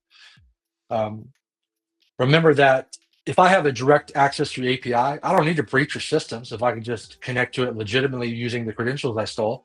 Legitimately being I'm accessing it as if I have the credentials, like I'm a customer. I can pull whatever I want out of it, so on and so forth. So it almost circumvents a lot of the protections you have because you're letting them connect as if they are a customer with stolen credentials that may be like master credentials, which is also really crazy.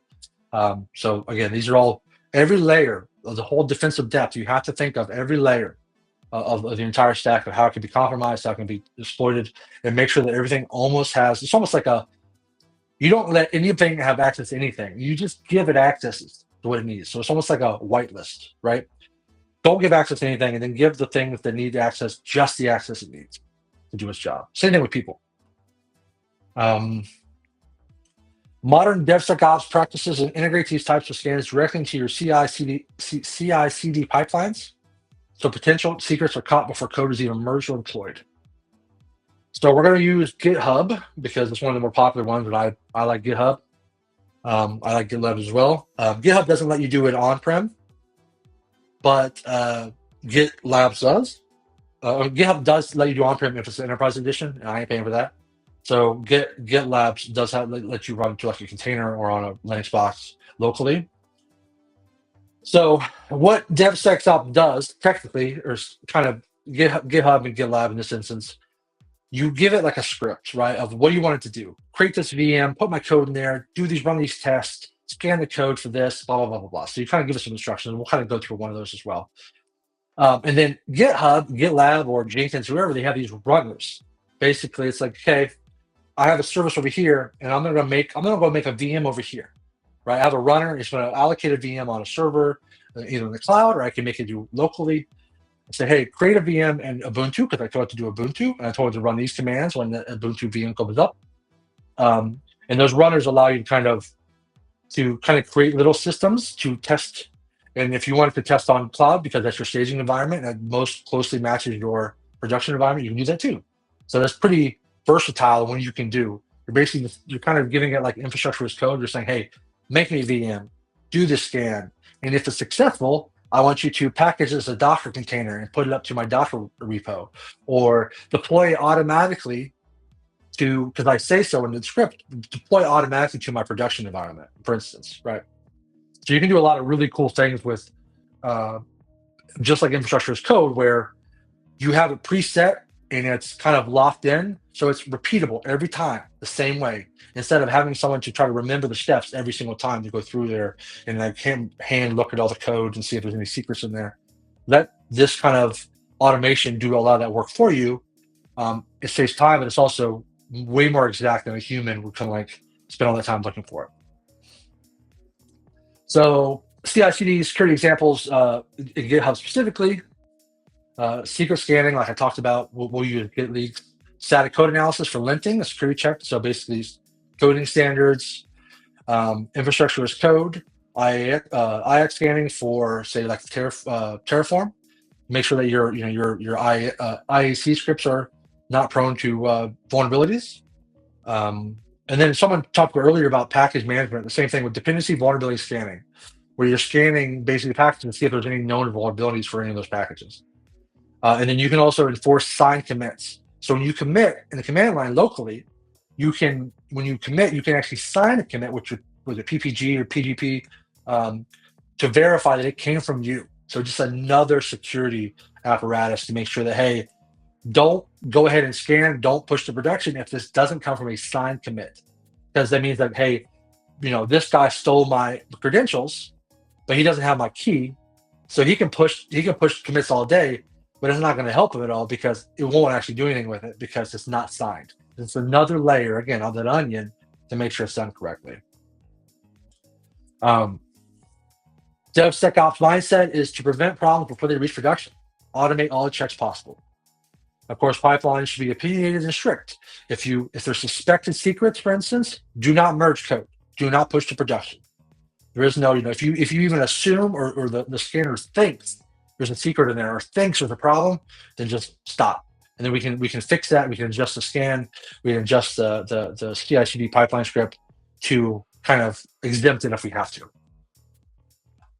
GitHub Actions specifically let you catch leaked secrets, reject insecure code patterns, monitor code health continuously. It is fantastic. It's also can be very complicated. That's why some people like this is their job. The same thing with IAM. There are people who, if you go to like any job board, there are people, their entire job is IAM because it can be so complicated. It's the same thing with DevSecOps and CID and DevOps guys because it's so important to get this right. I told ChatGPT to make me a Viking and it made me a ginger. So I think that's kind of targeted at me a little bit.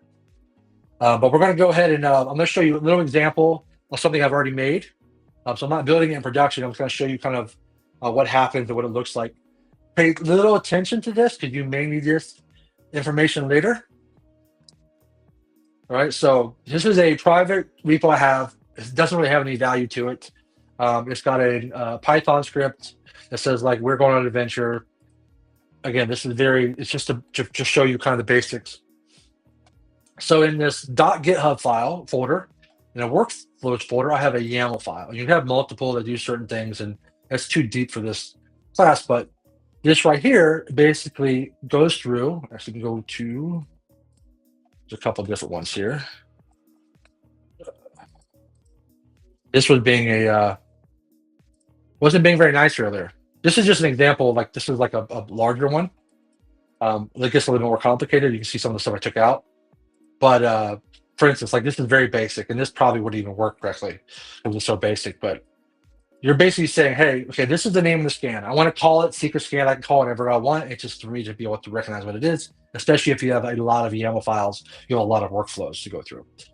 All right, so the event, when this happens, when I push code to the main branch, right? Or I do a pull, or someone does a pull request from the main branch, main being the default branch. You can call it whatever you want, but in this case it's main. And then basically there's nothing there. And then, okay, when that happens, okay, that's the event. That's going to start this workflow. So we're going to have 1,000 workflows, and this may be the only one that runs in this particular time, because the rest of them are for other stuff that just don't happen. It's event-based. So it has a job, okay?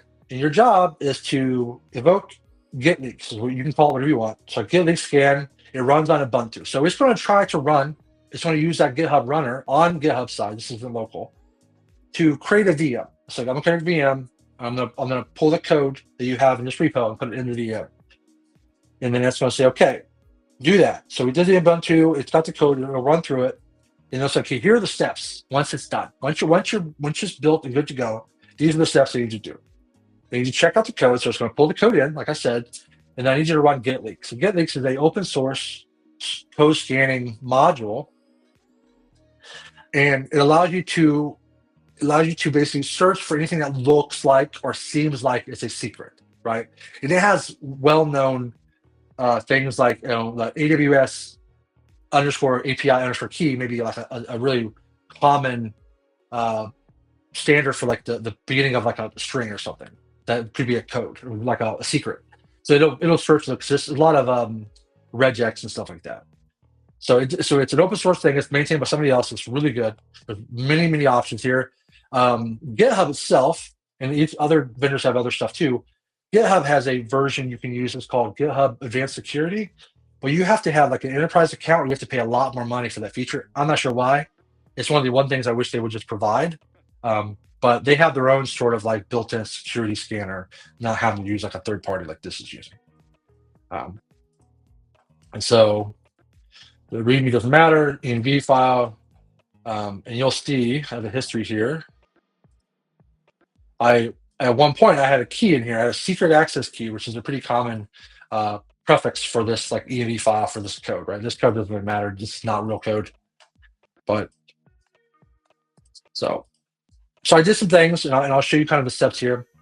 So we've seen that kind of the whole is very simple, right?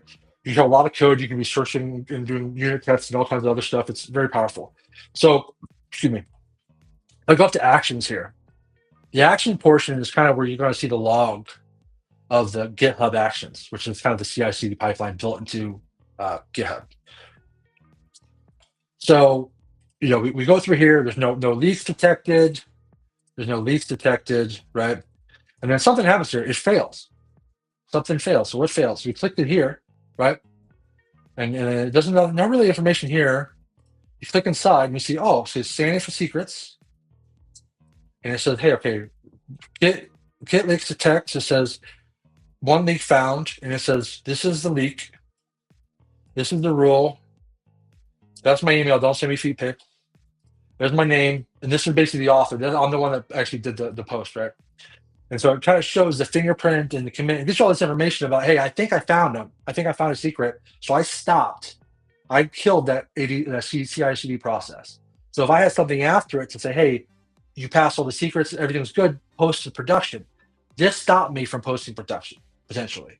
So this is what saved me from posting a secret to live, potentially.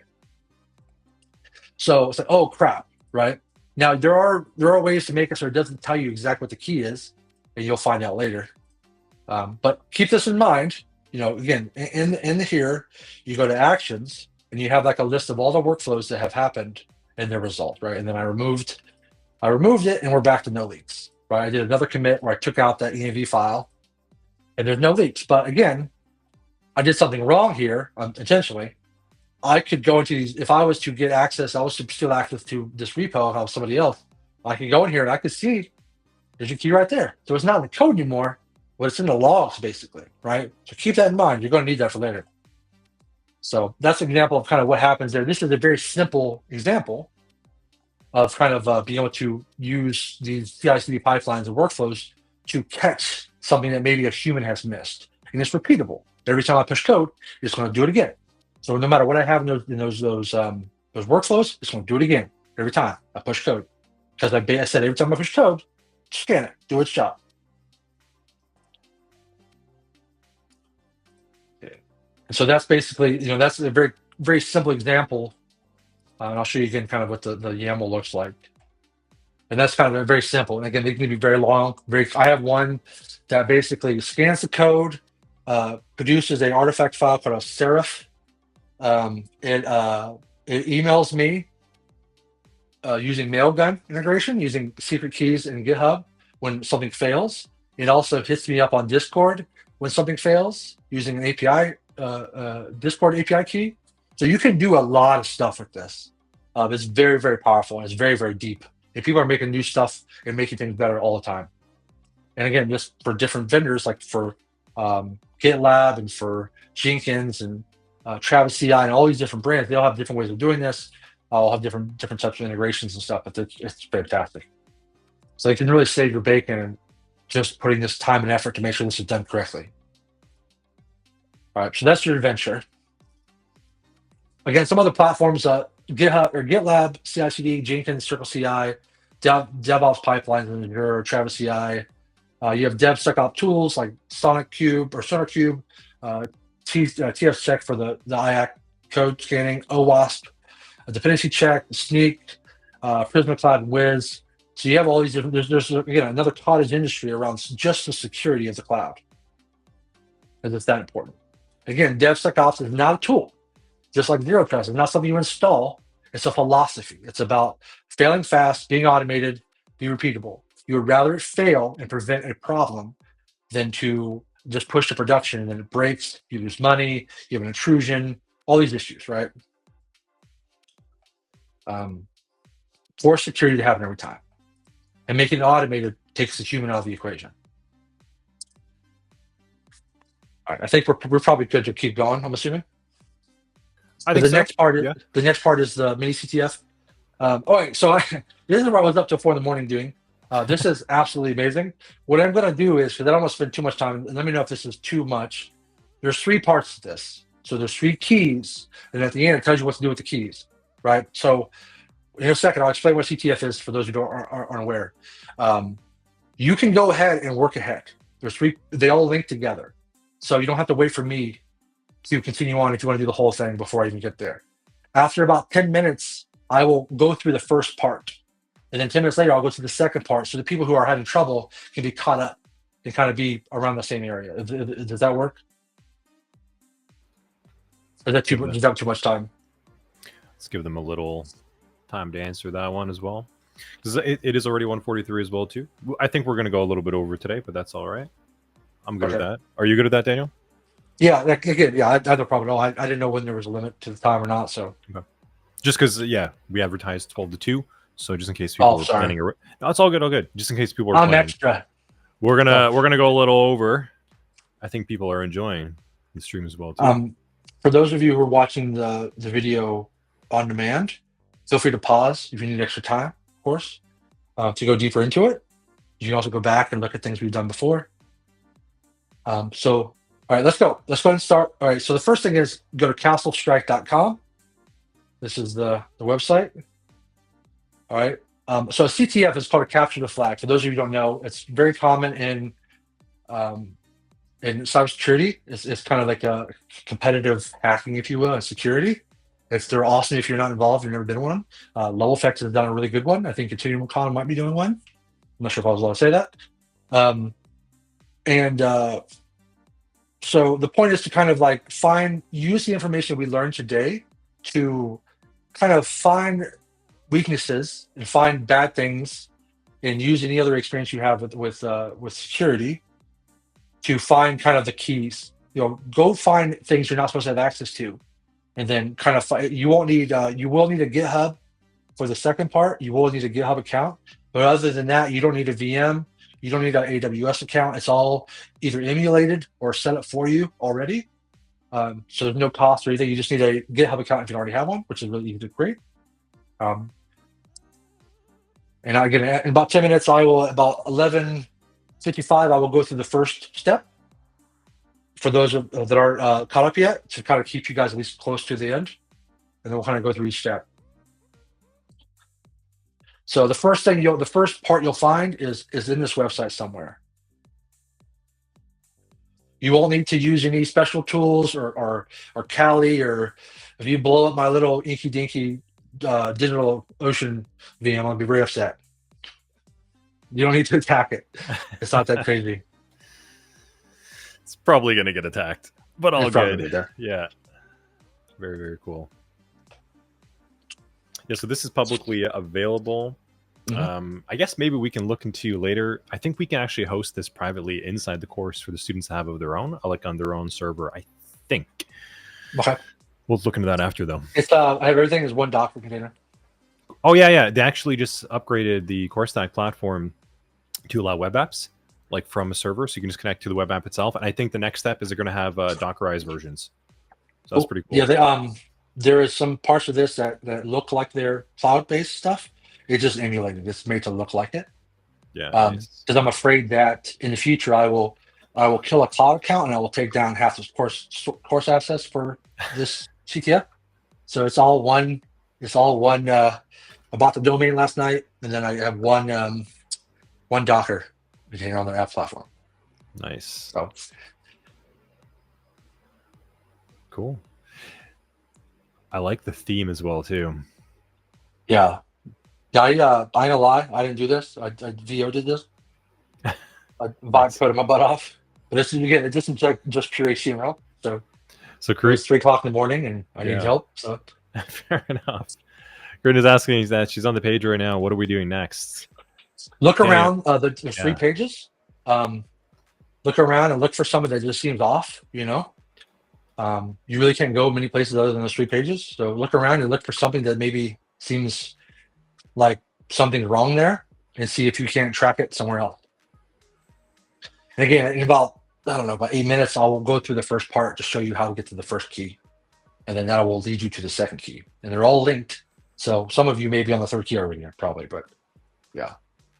This isn't nothing crazy. There's no deep dive into SOC territory. This is very simple stuff, just to show like if something is wide open, kind of what you have access to. There's some funny stuff too. There's some Easter eggs in there just for giggles, but we'll kind of go over it as well as we go through each section. This is very, very simple CTF. Regular CTFs aren't this simple. It can get really, really, really complicated. I almost wore my my Huntress shirt from when me, Lyndon, and the team, we got I think top 25 for the Huntress one last year. That's pretty cool. That was a blast. Oh, so I learned so much. Great. My whole life, I always saw those CTFs and thought they were so cool. I didn't know how to get involved with them until I went to the USCC Cyber Camp.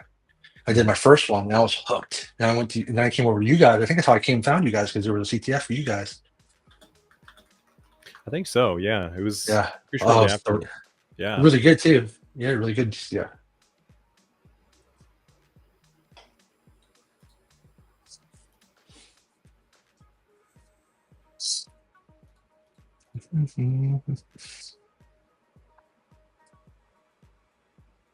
All right, folks. Keep looking around. While they're poking around as well, too, we got a question from Gotcha as well, too.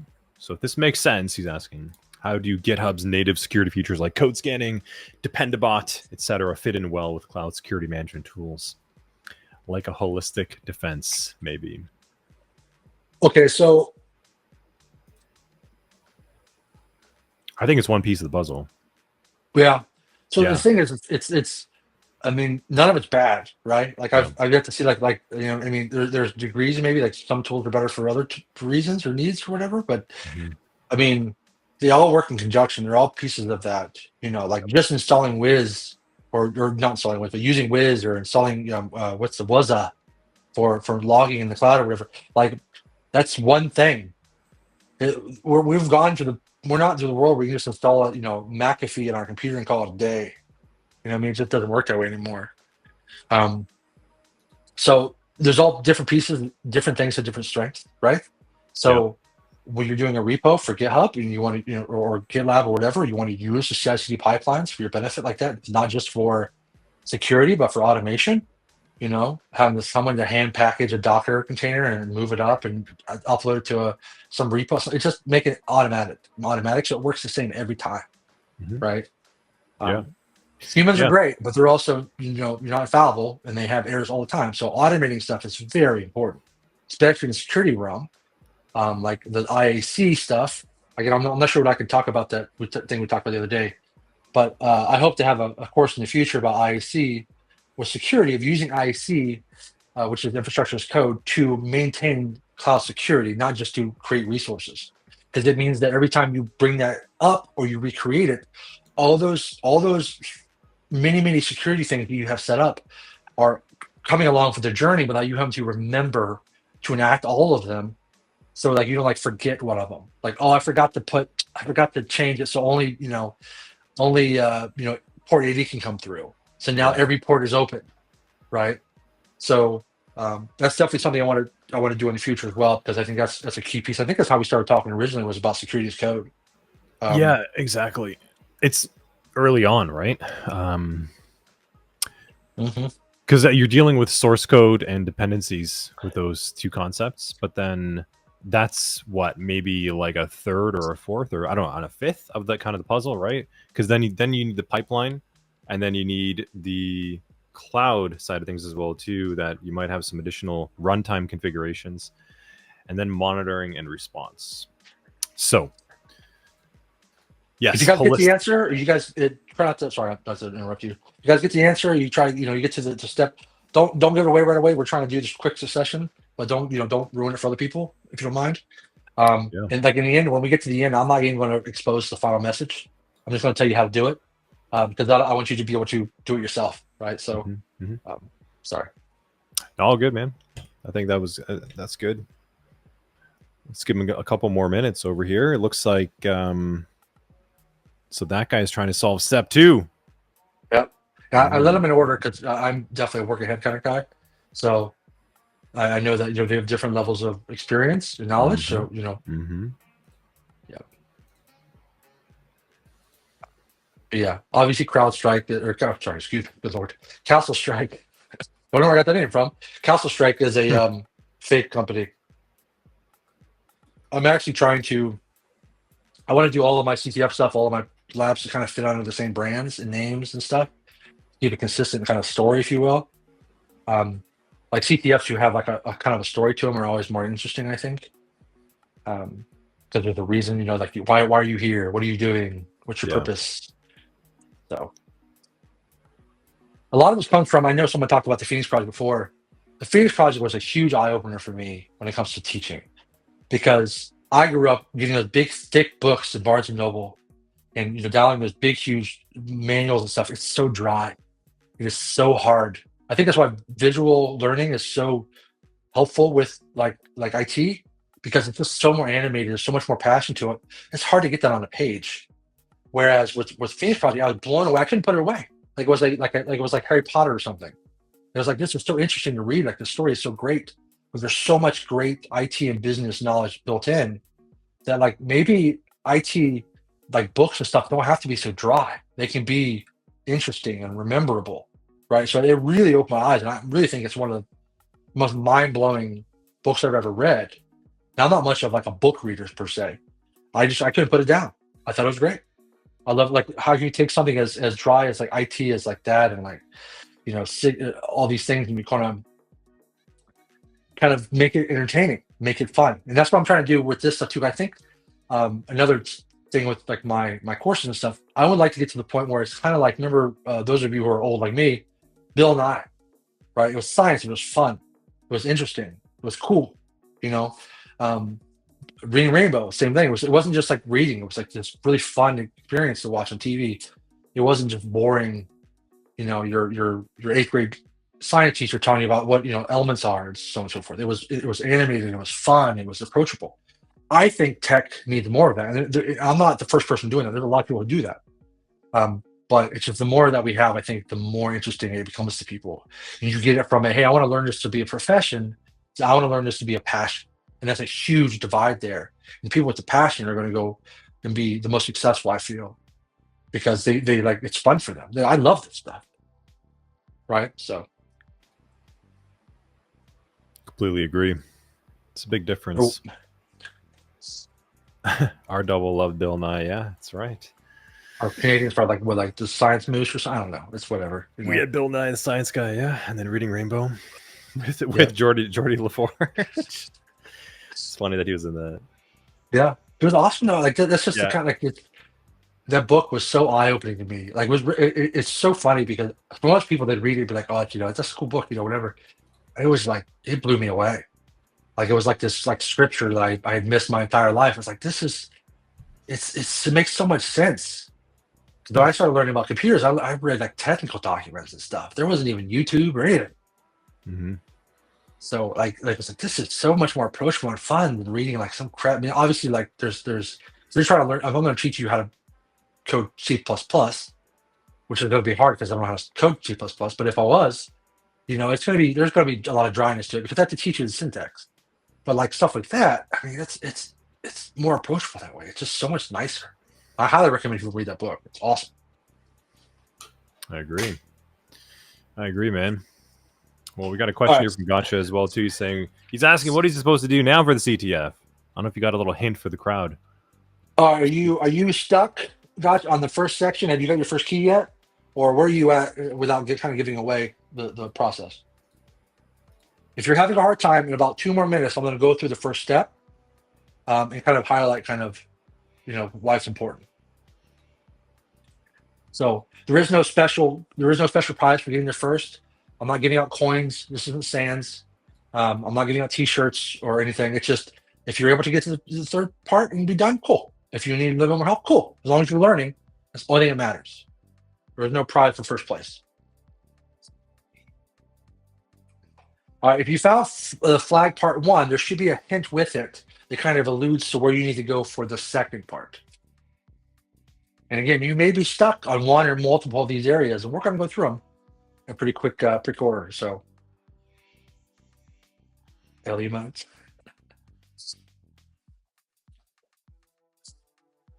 Okay. Yep, those mugs, they're coming. They are coming. All right, I'm going to go through the first section first. Of course, you kind of got the first, the dress. I didn't really give you like a startup story, but for whatever reason, you're here. And this website's nice and cool and all hackery and stuff. Don't call us, we'll call you. Location, the dark web, or local Wi-Fi, whatever. Where our mom wakes up. I'm great and funny.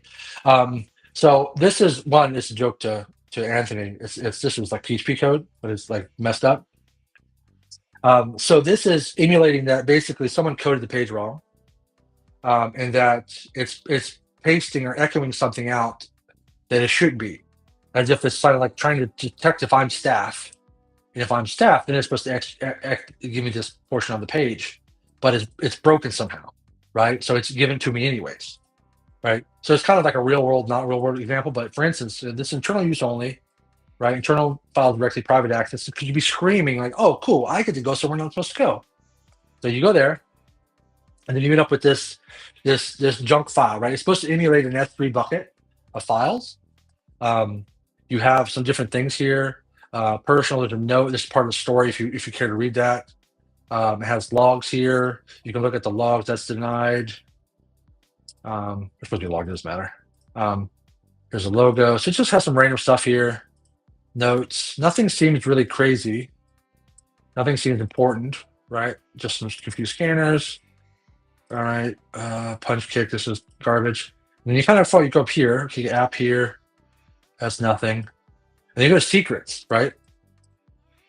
All right, so boom, you found your first key, your first flag. Basically, this is emulating you getting access to a private bucket you should have access to, and going through and trying to find and trying to look to see, investigate what's cool, what's important, what's what are you looking? In this case, you're looking for a flag.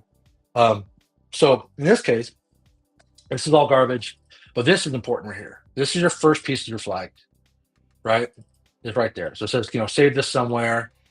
So copy and put it on a notepad or just keep a tab open, whatever. And it says the next clue is this. So if you copy this and you paste it, this it'll go. Okay. You've now this is part 2. All right. So we've done the whole thing where a pretend S3 is been the permissions for it are bad, and so you're able to access stuff you shouldn't be able to access, and you found a key. You found a piece of information that's protected, but you were able to get to it anyways. All right. So then when you get to to GitHub here, this is when you start part 2. I'll give you about 10 minutes, and we'll go over the part 2 as well. This one probably is the most difficult part. We'll talk to me. Go ahead. Quiet, Siri. Sorry about that. So yeah. So go in that, try that out, and then if about 10 more minutes, if you again remember what we talked about before, right? It's not as clear cut, but it's the same avenue, if you will. And then in about 9 more minutes, if you haven't got it yet, that's fine. We'll go over kind of what we're looking for, right?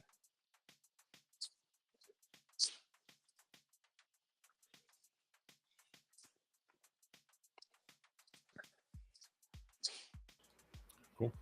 Give him some time. And if you have any confusion about why, if I really was early in the morning doing something, you can see it says joined 16 hours ago. Now you have to have a GitHub to finish this second part. You have to be logged into your GitHub account, right? Because you need to access something that you're only allowed to access if you're logged in. So make sure you have a GitHub account or sign on one real quick.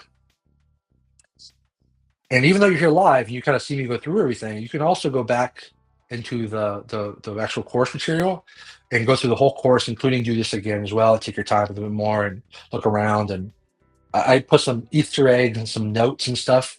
It's like the story of this great guy, and he kind of goes through these processes and he makes little notes to worry about how he's feeling and stuff. It's kind of funny. So if you feel like, you can go through and kind of read that as well.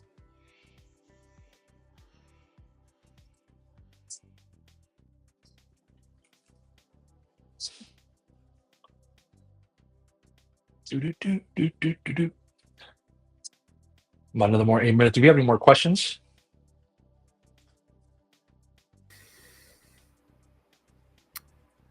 Not yet. I don't see any other questions popping up. Give him a couple more minutes. We have a class tomorrow. Yeah, we got a live stream tomorrow. Threat hunting with Doug over here in stream. So let's see. Yeah, I think it looks like they're getting onto the second flag. Good. That's fine. Take your time. Again, if you don't get to it, we'll still walk through it. You can still try to get it later. Mhm. These pages aren't going anywhere. I use Arch Linux, by the way. That's so much fun. That funny. Oh, yes, you saw it. And the use of vibe coding and cybersecurity expert in the same line. Awesome.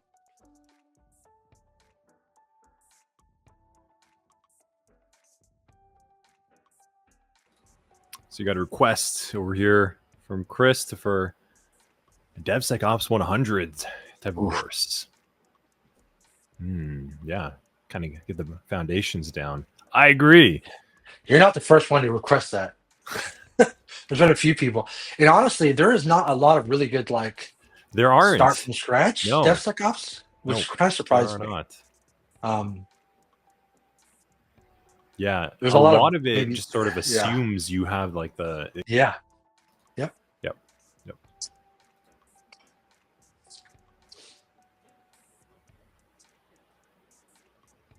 All right, if you guys get to the end, if you figure out the code or anything, keep it to yourself. Try not to spoil it. Again, we're going to go through it pretty quickly, but if you got there quickly, that's awesome. congratulations. But then, yeah, just try to spoil that for other folks, and then we can kind of go from there. This is about the only way I could think to do this. So, and then after this, once we have the CTF done, which will be in the next 15 minutes or so, we only have a couple more pages and we're done. So by 3 o'clock, I would say, maybe even 2:30. So sorry for being extra. I thought we had it till 4. My bad. And I'm not yet a good I'm not yet good at gauging content for time. So I apologize. That's all good. It's all this is new. We're kind of going with it. We had a lot of good discussion as well too. A lot of good questions and comments in the chat. I don't think anybody's gonna complain and leave at 2 o'clock. Like, I'm just sick of this. This is ridiculous. Yeah, I think we're gonna. You might. Let's try to wrap up maybe by 2:30. I think would be good. I'll try to get there. We try to get there. Yeah. A latest. KS is pre-ordering your course now, by the way. Sorry. But if again, you guys can. I summarized a lot of the information a little bit faster. There's a lot more information on the page, just a more verbose way of what I was saying. You can go back to the coursework and read it word for word, especially if it's actually advantageous for you to do so to help cement some of those things as well. It depends. I'm trying to think. The second flag is pretty obvious. I'm pretty sure. Yeah, it should be pretty obvious. But it doesn't necessarily. I don't think it doesn't necessarily say flag, but it's something that we went over that would stick out, for lack of a. Here in about 4 minutes, I'll go through it, and you can confirm if I'm doing the right thing. So, or if we're talking about the same thing. How do we accelerate TLE pipelines while ensuring robust security testing? Accelerate as in make them faster? Or what do you mean by accelerate specifically? Accelerate knowledge so people know more about it, talking about making it faster, so they don't take forever. So some take, I think GitHub said they had one that took like 13 minutes every time they pushed or something. I think GitHub has a timeout of 360 minutes. And I would love to see the CI/CD pipeline, the YAML file that takes 360 minutes.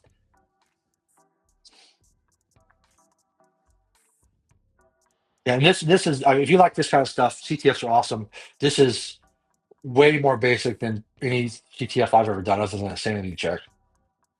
So if you like this kind of stuff, I would definitely look into CTFs. They're awesome. Yeah.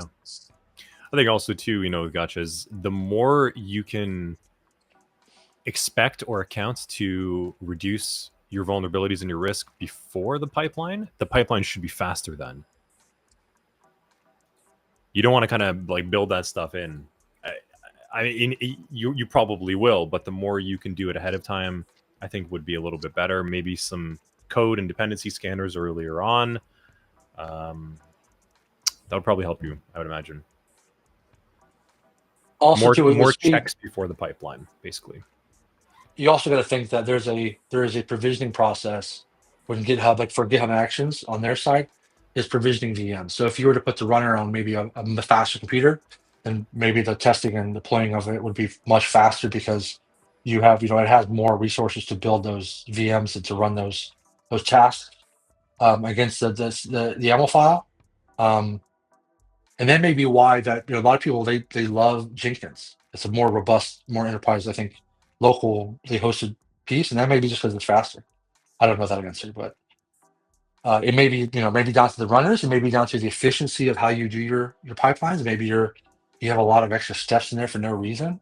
Maybe it does come down to an efficient. I've never had a problem with efficiency with pipelines, but I could see it just being like any other code where you have to to refactor it so it's more efficient and runs faster.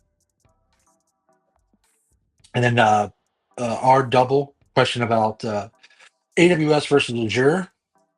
I like AWS just because how it's put together, not really the consideration of how I would use it. It just happens to be the most popular one. At least it was, or just think it still is. Azure to me is a little bit different.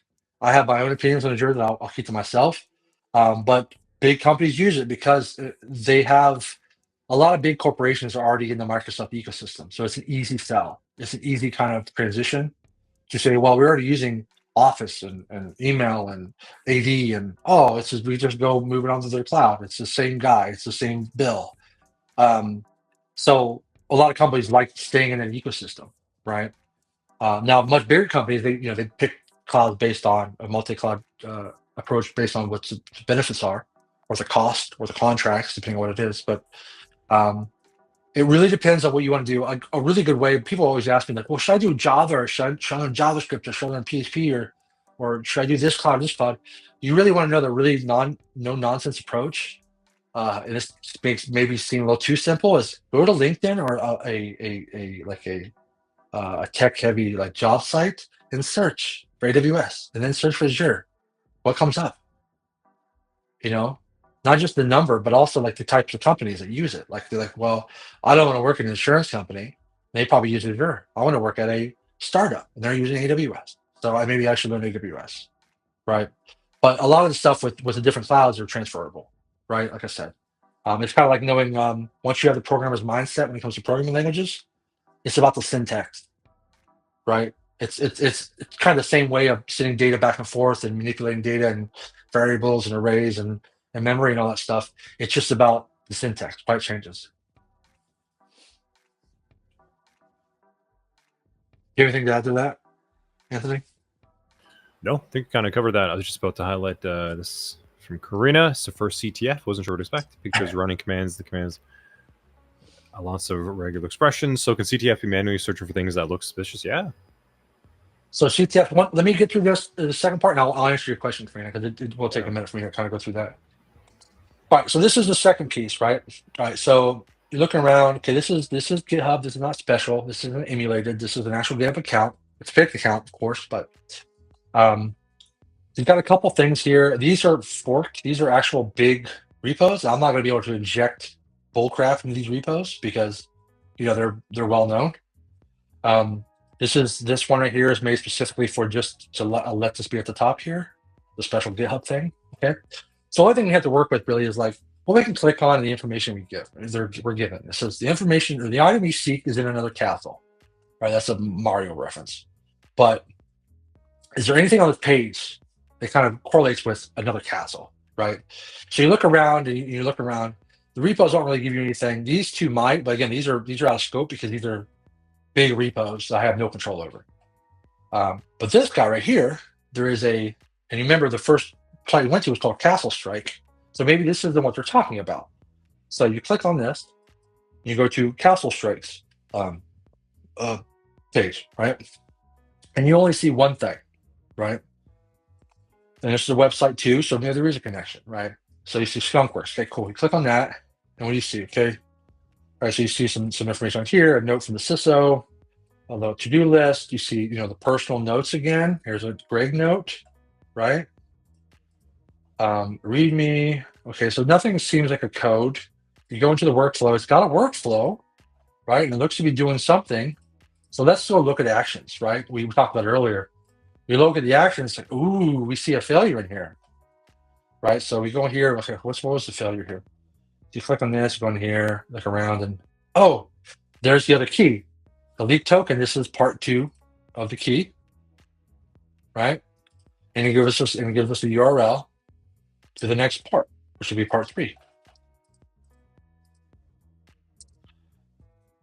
Keyboard, right? The keyboard that much. Go, please. Oh my goodness.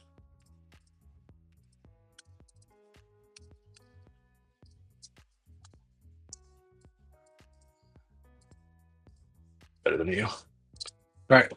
So this is the start of part 3, and then I will go back to your. And one thing I'll explain what the one before here. Let me duplicate this. Go back. Oh, that's the wrong one. Where was it? Here. Okay. So what I'm highlighting here, right, is that when you do scans, that's part 1. Again, there's depth, right? So if this is a public repo, it should be a private one, right? But if it was public or if it's private and I've compromised an account or I have access in the way I should be having access, there's a log here of all of these workflows. And if I'm using a scanner that kind of spits out a code or spits out text that alludes to the key I'm looking for, sensitive data, it's going to stay here unless I can remove it. I click, this isn't my, I have to go on the other guy's account, but I can click delete and it'll knock the log off of. And some scanners will actually go through and look at every single commit you've ever done. And so say you like, for a whole year, you just kept pushing code that had secrets in it. And then you read a book, you're like, I shouldn't do that anymore. You stop, right? And then you do DevSecOps like you're supposed to. You don't scan every single commit and say, hey, you still have a history of your stuff back here. So you have to go back in time and kind of like remove those off of the history, that's a much deeper conversation. But so it kind of really protects you from the log, but also from commits, because I can go back in time here, which is one of the good things about like Git, is you can go and say commits. I can go back to the beginning of time and say, oh, what happened here? Oh, it's here, right? Or adding keys right here. Oh, I put a key there, right? So unless you get rid of the history, it's going to be there. So you know what I mean? So if I have access to it, I'm not supposed to have access, or you make it public accidentally, or someone makes it public, hint, it's accessible, right? So that's kind of the lesson you learn there is one, because it was a workflow, but it was stored. So you have to make sure you get rid of that stuff, and you kind of cleanse that as well. So this is the part two. We'll start at part two, or I'm sorry, part three. Excuse me. Now for your question, a lot of regular expressions. So CTF can be mainly expressions. CTFs can have some very simple flags, but typically they're going to go. It's going to be harder than what you have here. Here is very basic on purpose. This is a beginner level, foundation level class. The purpose of this course isn't to be a CTF. It's to teach you something. And this is just to kind of like have labs in a way that are kind of fun and kind of more interactive. The fact that it's a CTF is just unique to the fact that I want it to be, kind of story-based and have a little bit of fun to it and not just be just a lab. There's nothing wrong with that, but just for me, I want to kind of have more of a, I don't know what you call it, but yeah, this is my idea of fun, if you will.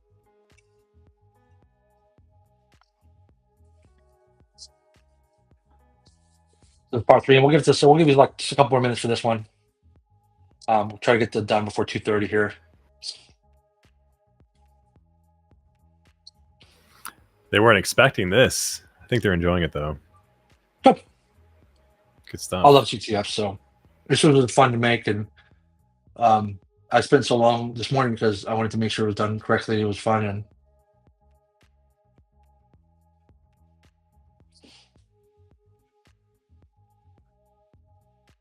are we learning from threat actors and CTFs, or are they taking notes from us? Well, I mean, the CTFs are made based around real vulnerabilities. They may not be completely applicable. They could be like very old versions of Python, for instance. But that's kind of your point, right? You have to find, okay, this is running Python, this framework. Okay, how do I find out what version it's running? Then I look for CVEs and see what's acceptable to. And then use so on and so forth. Yeah, if you guys want to click the naughty image, go right ahead. So yeah, CTFs are typically known things, and some are much harder than others. And there's typically like a scale, right? There's really hard CTF questions or problem sets, and there's really easy ones, kind of gets you ramped up a little bit. But there's different types, right? There's OSINT, open source intelligence. There's malware. There's reverse engineering. There's a web-based, which is like OWASP stuff. There's all kinds of stuff. So there's different, like I said, even within security, there's different areas. So all those different problem sets do certain things. Like I like OSINT, I like the web-based. I know people that are stupid good at reverse engineering, where they're looking into the assembly code using IDA Pro or excuse me, Ghidra. Ghidra. Sorry, I think Ghidra is like a French, whatever. But yeah, so CTFs are fun. I've probably learned, no kidding, way more from the CTFs I've done than I have from courses so far. But I haven't really taken a lot of full-length courses yet. But I've learned a lot about CTFs from CTFs and stuff. I've actually started in my GitHub. I have now started to document my solutions and how I got there as well. That was my first trial at teaching people stuff. So um, it's fun. And when you go back and you write it down to show how you got that, you cement that knowledge even more.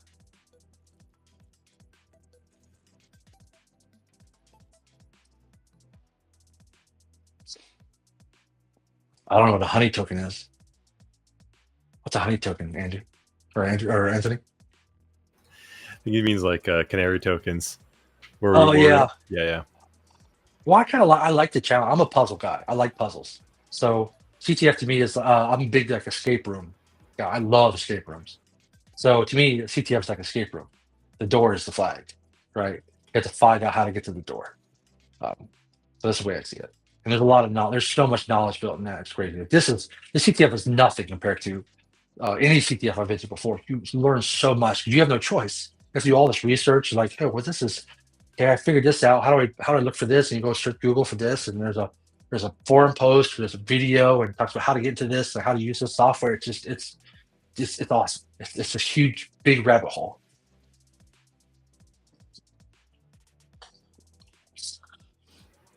We added a bunch of stuff just to make it fun. So, all right, so let's go through this real quick. Yeah. There's a bunch of files in here that mean nothing. This is to emulate. You think you are tricky, but you're looking in the wrong place. This is just emulate an S3 non-access. Personal, again, this is a grade letter. This is for those of you who clicked on it. This is your naughty. It's my gift to you. And then so really the important part is these 5 JSONs here. And these mimic IAM policies. You click on them, they look very similar to what I showed you earlier, but they're more there than the very, very basic, right? So it's just garbage, bunch of stuff here, just random stuff. And you get to the old one, and it looks a little different. It's got text in there, it's got a message from Greg, and it's got a linked resource. It's another URL.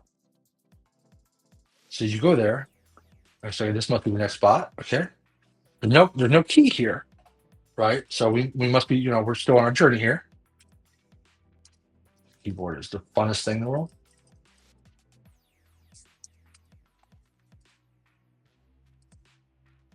All right, okay, this is another vault. This is another one that's open. It should be open.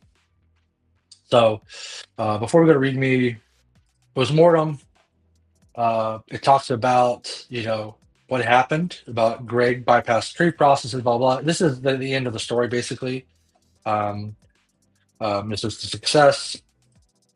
There is part 3. This tells you this is the last part of the key. This is the 3rd part of the key. And it says, look at the README in your root of Vault for instructions on how to combine the flags. So you go back here, you click on README, and it tells you, it says, okay, congratulations. Combine all 3 flag pieces from the previous labs. Paste the complete hex string into the hex to ASCII decoder. Click on decoder.link in the root directory for 1. Read your final messages. Thank you for coming on the journey with us. And then you'll click on the decoder link. Go here, and you'll take the first part, and you take the second part and the third part. You concat it, put it together, put in here, and then click convert, and you'll see a message. And that's basically your kind of your success matrix or metric for the CTF itself. I'm not going to show it because I don't want to ruin it for people who are watching it later. But yeah, all 3 keys, and you put them together. You just kind of one string, just the second key, the third key, and then you just put it in there and convert it, and then it comes over as a string. Okay. So that was the mini CTF. Hey, you did it. I'll get to questions. Let's wrap up this stuff real quick, and then we'll get to the questions at the end, just to get this in time here. You did it. Of course, wrap up. This is not the end. It's the beginning of your journey to mastery. If you like this stuff, the hole is deep, just like every single part of cybersecurity. There's plenty to learn. The shared responsibility model, the IAM, is super important. Misconfigurations are the number one cause of breaches. DevSecOps is your pipeline safety net. Real attackers pivot. So the biggest takeaway for this mini CTF, you had a couple different things here. You had a disgruntled employee that was leaving stuff open on purpose. You had a pivot where basically you were going from one asset to get to the next asset, to the next asset to reach that final thing you're looking for, the thing of value. So, because typically you're not always going to have an attacker go right after like the database. They may go through something else, to go to something else, to go to something else, and exploit these different connected bad configurations to get to what they're after. And the same thing with supply chain, where if you look at Greg's personal GitHub as a supply chain, it like gives a link to the next place or whatever. Sometimes you're perfect, but you have a supplier or a vendor you work with who has connections to your account or to your access, and they are exploited to access your stuff. Target did that years ago, where they had hackers went through their HVAC company who had direct access into their network and stole a bunch of credit card details. And so they didn't attack them directly; it went through their HVAC company of all places. That's like a supply chain attack. Multi-factor authentication everywhere. It's super easy to do. Never use your root account once you have set up a cloud. Set up a root account and then create a sub account and then do all your stuff to the sub account to limit your access to what you can do. Use secret managers, scan infrastructure's code, scan your stuff through DevSecOps. Limit public access where possible. If it doesn't need to be touched by the public, it doesn't need to be public. Stay active in the community because you learn a lot and you can keep track of what's going on, TTPs, and all that intelligence. So hopefully now you understand why I say security professionals must understand the cloud professionals must understand security. You have to know the baseline, or you're kind of going there blind. You have all this power and all this ability to make all these resources, and it can be exploited very, very easily. Stay curious, stay vigilant, and keep leveling up your knowledge. So here's some other resources here for the different cloud provider certifications if you're curious. Here are some of my favorite courses. It's a guy named Stefan Merrick on Udemy. He does really good AWS courses. The reason I say that because I've taken these courses, are really fantastic. Wiz has some really cool like IAM and cloud hunting CTFs you can do as well. They're free. There's this really cool link down here called Awesome Security Challenges. They have a link for all kinds of really cool CTFs you can do. They're not really they're like pre-made, so you can just kind of consume them when you want. Floss is good. There's Floss 2. It's really good for about AWS security challenges. It's just they're really, really good. If you like the CTFs here and you want to get more into the cloud or really anything, click on that Awesome Security Challenge when you have access and look at kind of all the options you can have, and you're going to find some cool stuff in there. A big, huge thank you to Level Effect and especially Anthony for kind of pushing me to kind of make this course and to providing so many good resources to all you guys who are interested in this field or any field in cybersecurity. Have a really good community. I'm proud to be a part of their community as well. Hopefully that through all this stuff and through the jokes and everything, you get the message, and you understand at least just a tiny bit of how much passion I have for what I do. I really, really love this stuff. Do me a huge favor. This is like my first course ever. So please DM me on Discord or message me on Twitter or whatever, and tell me what you liked and what you didn't like. Be very honest. Be bluntly honest about what you liked and didn't like, so I can make sure that my future courses are better.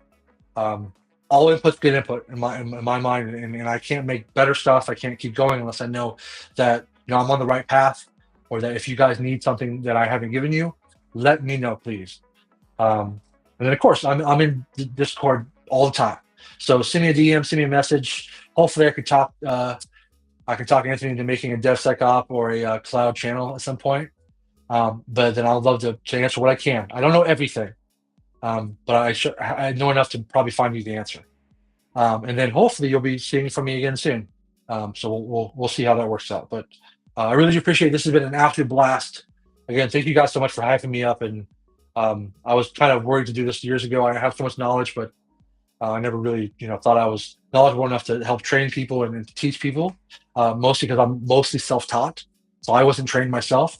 So I thank you guys so much for giving me so much hype and so much motivation to do this, and Anthony and the rest of the staff at Level Effect for giving me the actual platform to do so as well. So thank you guys so much. Well, Daniel, yeah, thank you, man. I thought this was a really good module. This was basically like a mini course on its own for cloud security and DevSecOps. I think it really covered a good amount of the foundations, what to expect, where to focus on, what to learn on, where more of the common vulnerabilities actually lie, and what to focus your attention on. Good practices. And the CTF was a really good demonstration of where cloud security vulnerabilities could manifest and be demonstrated to you in real time. So awesome work, man. Thank you for putting this together. And as the chat is saying over here as well too, I think we're going to need to pull you in for making an actual course, taking this even further, which I'm going to continue to nudge and push along because I would love to see that.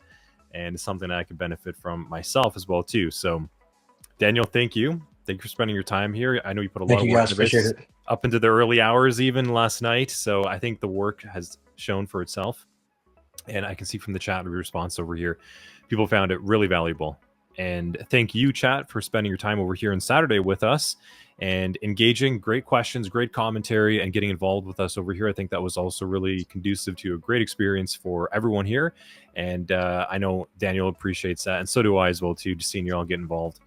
And it lets us know that we're doing something well and we're on the right track. So thank you. Thank you, everyone. And you guys, appreciate it. Any last closing comments you want to add on there over? If you have any further questions, again, drop them in Discord. I'll be happy to ask them. We're just a little late on time, so I want to make sure we, make a nice little chunk of this. And thank you guys so much for showing up, and I really do appreciate it. Thank you. We'll see you in Discord next. I know there are a couple more questions kind of coming at the end. Hop inside Discord, drop it over there. Daniel and I are always around. We both spend too much time on Discord, so go ahead and drop your stuff in there. We'll be happy to help, and we have a great community as well too when we're not aside and available for answers too. I know there's a lot of great people inside the chat that I know are inside of our Discord as well too, and they'll be happy to help. So hop inside, continue the conversation over there, and let's see if we can get a security course made up. What is that you're highlighting? 1 second. This is my rubber ducky. There it is. For those who don't know who rubber ducking is, I'm gonna write a post about it soon. But this is my rubber duck. I call him Nerd Ghost. This is the guy I talk to when I need to rubber duck something, a solution. Yeah. So good stuff. Fantastic. I like it. Okay. I think we're good. Thank you again, everyone, for spending your time with us. We'll see you in Discord. Thank you again, Daniel. And we're going to end the stream over here. We'll see you tomorrow, threat hunting with Doug. So we got another stream coming up. We'll see you then for 12 p.m. Eastern tomorrow with Doug. Have a good rest of your day, everyone.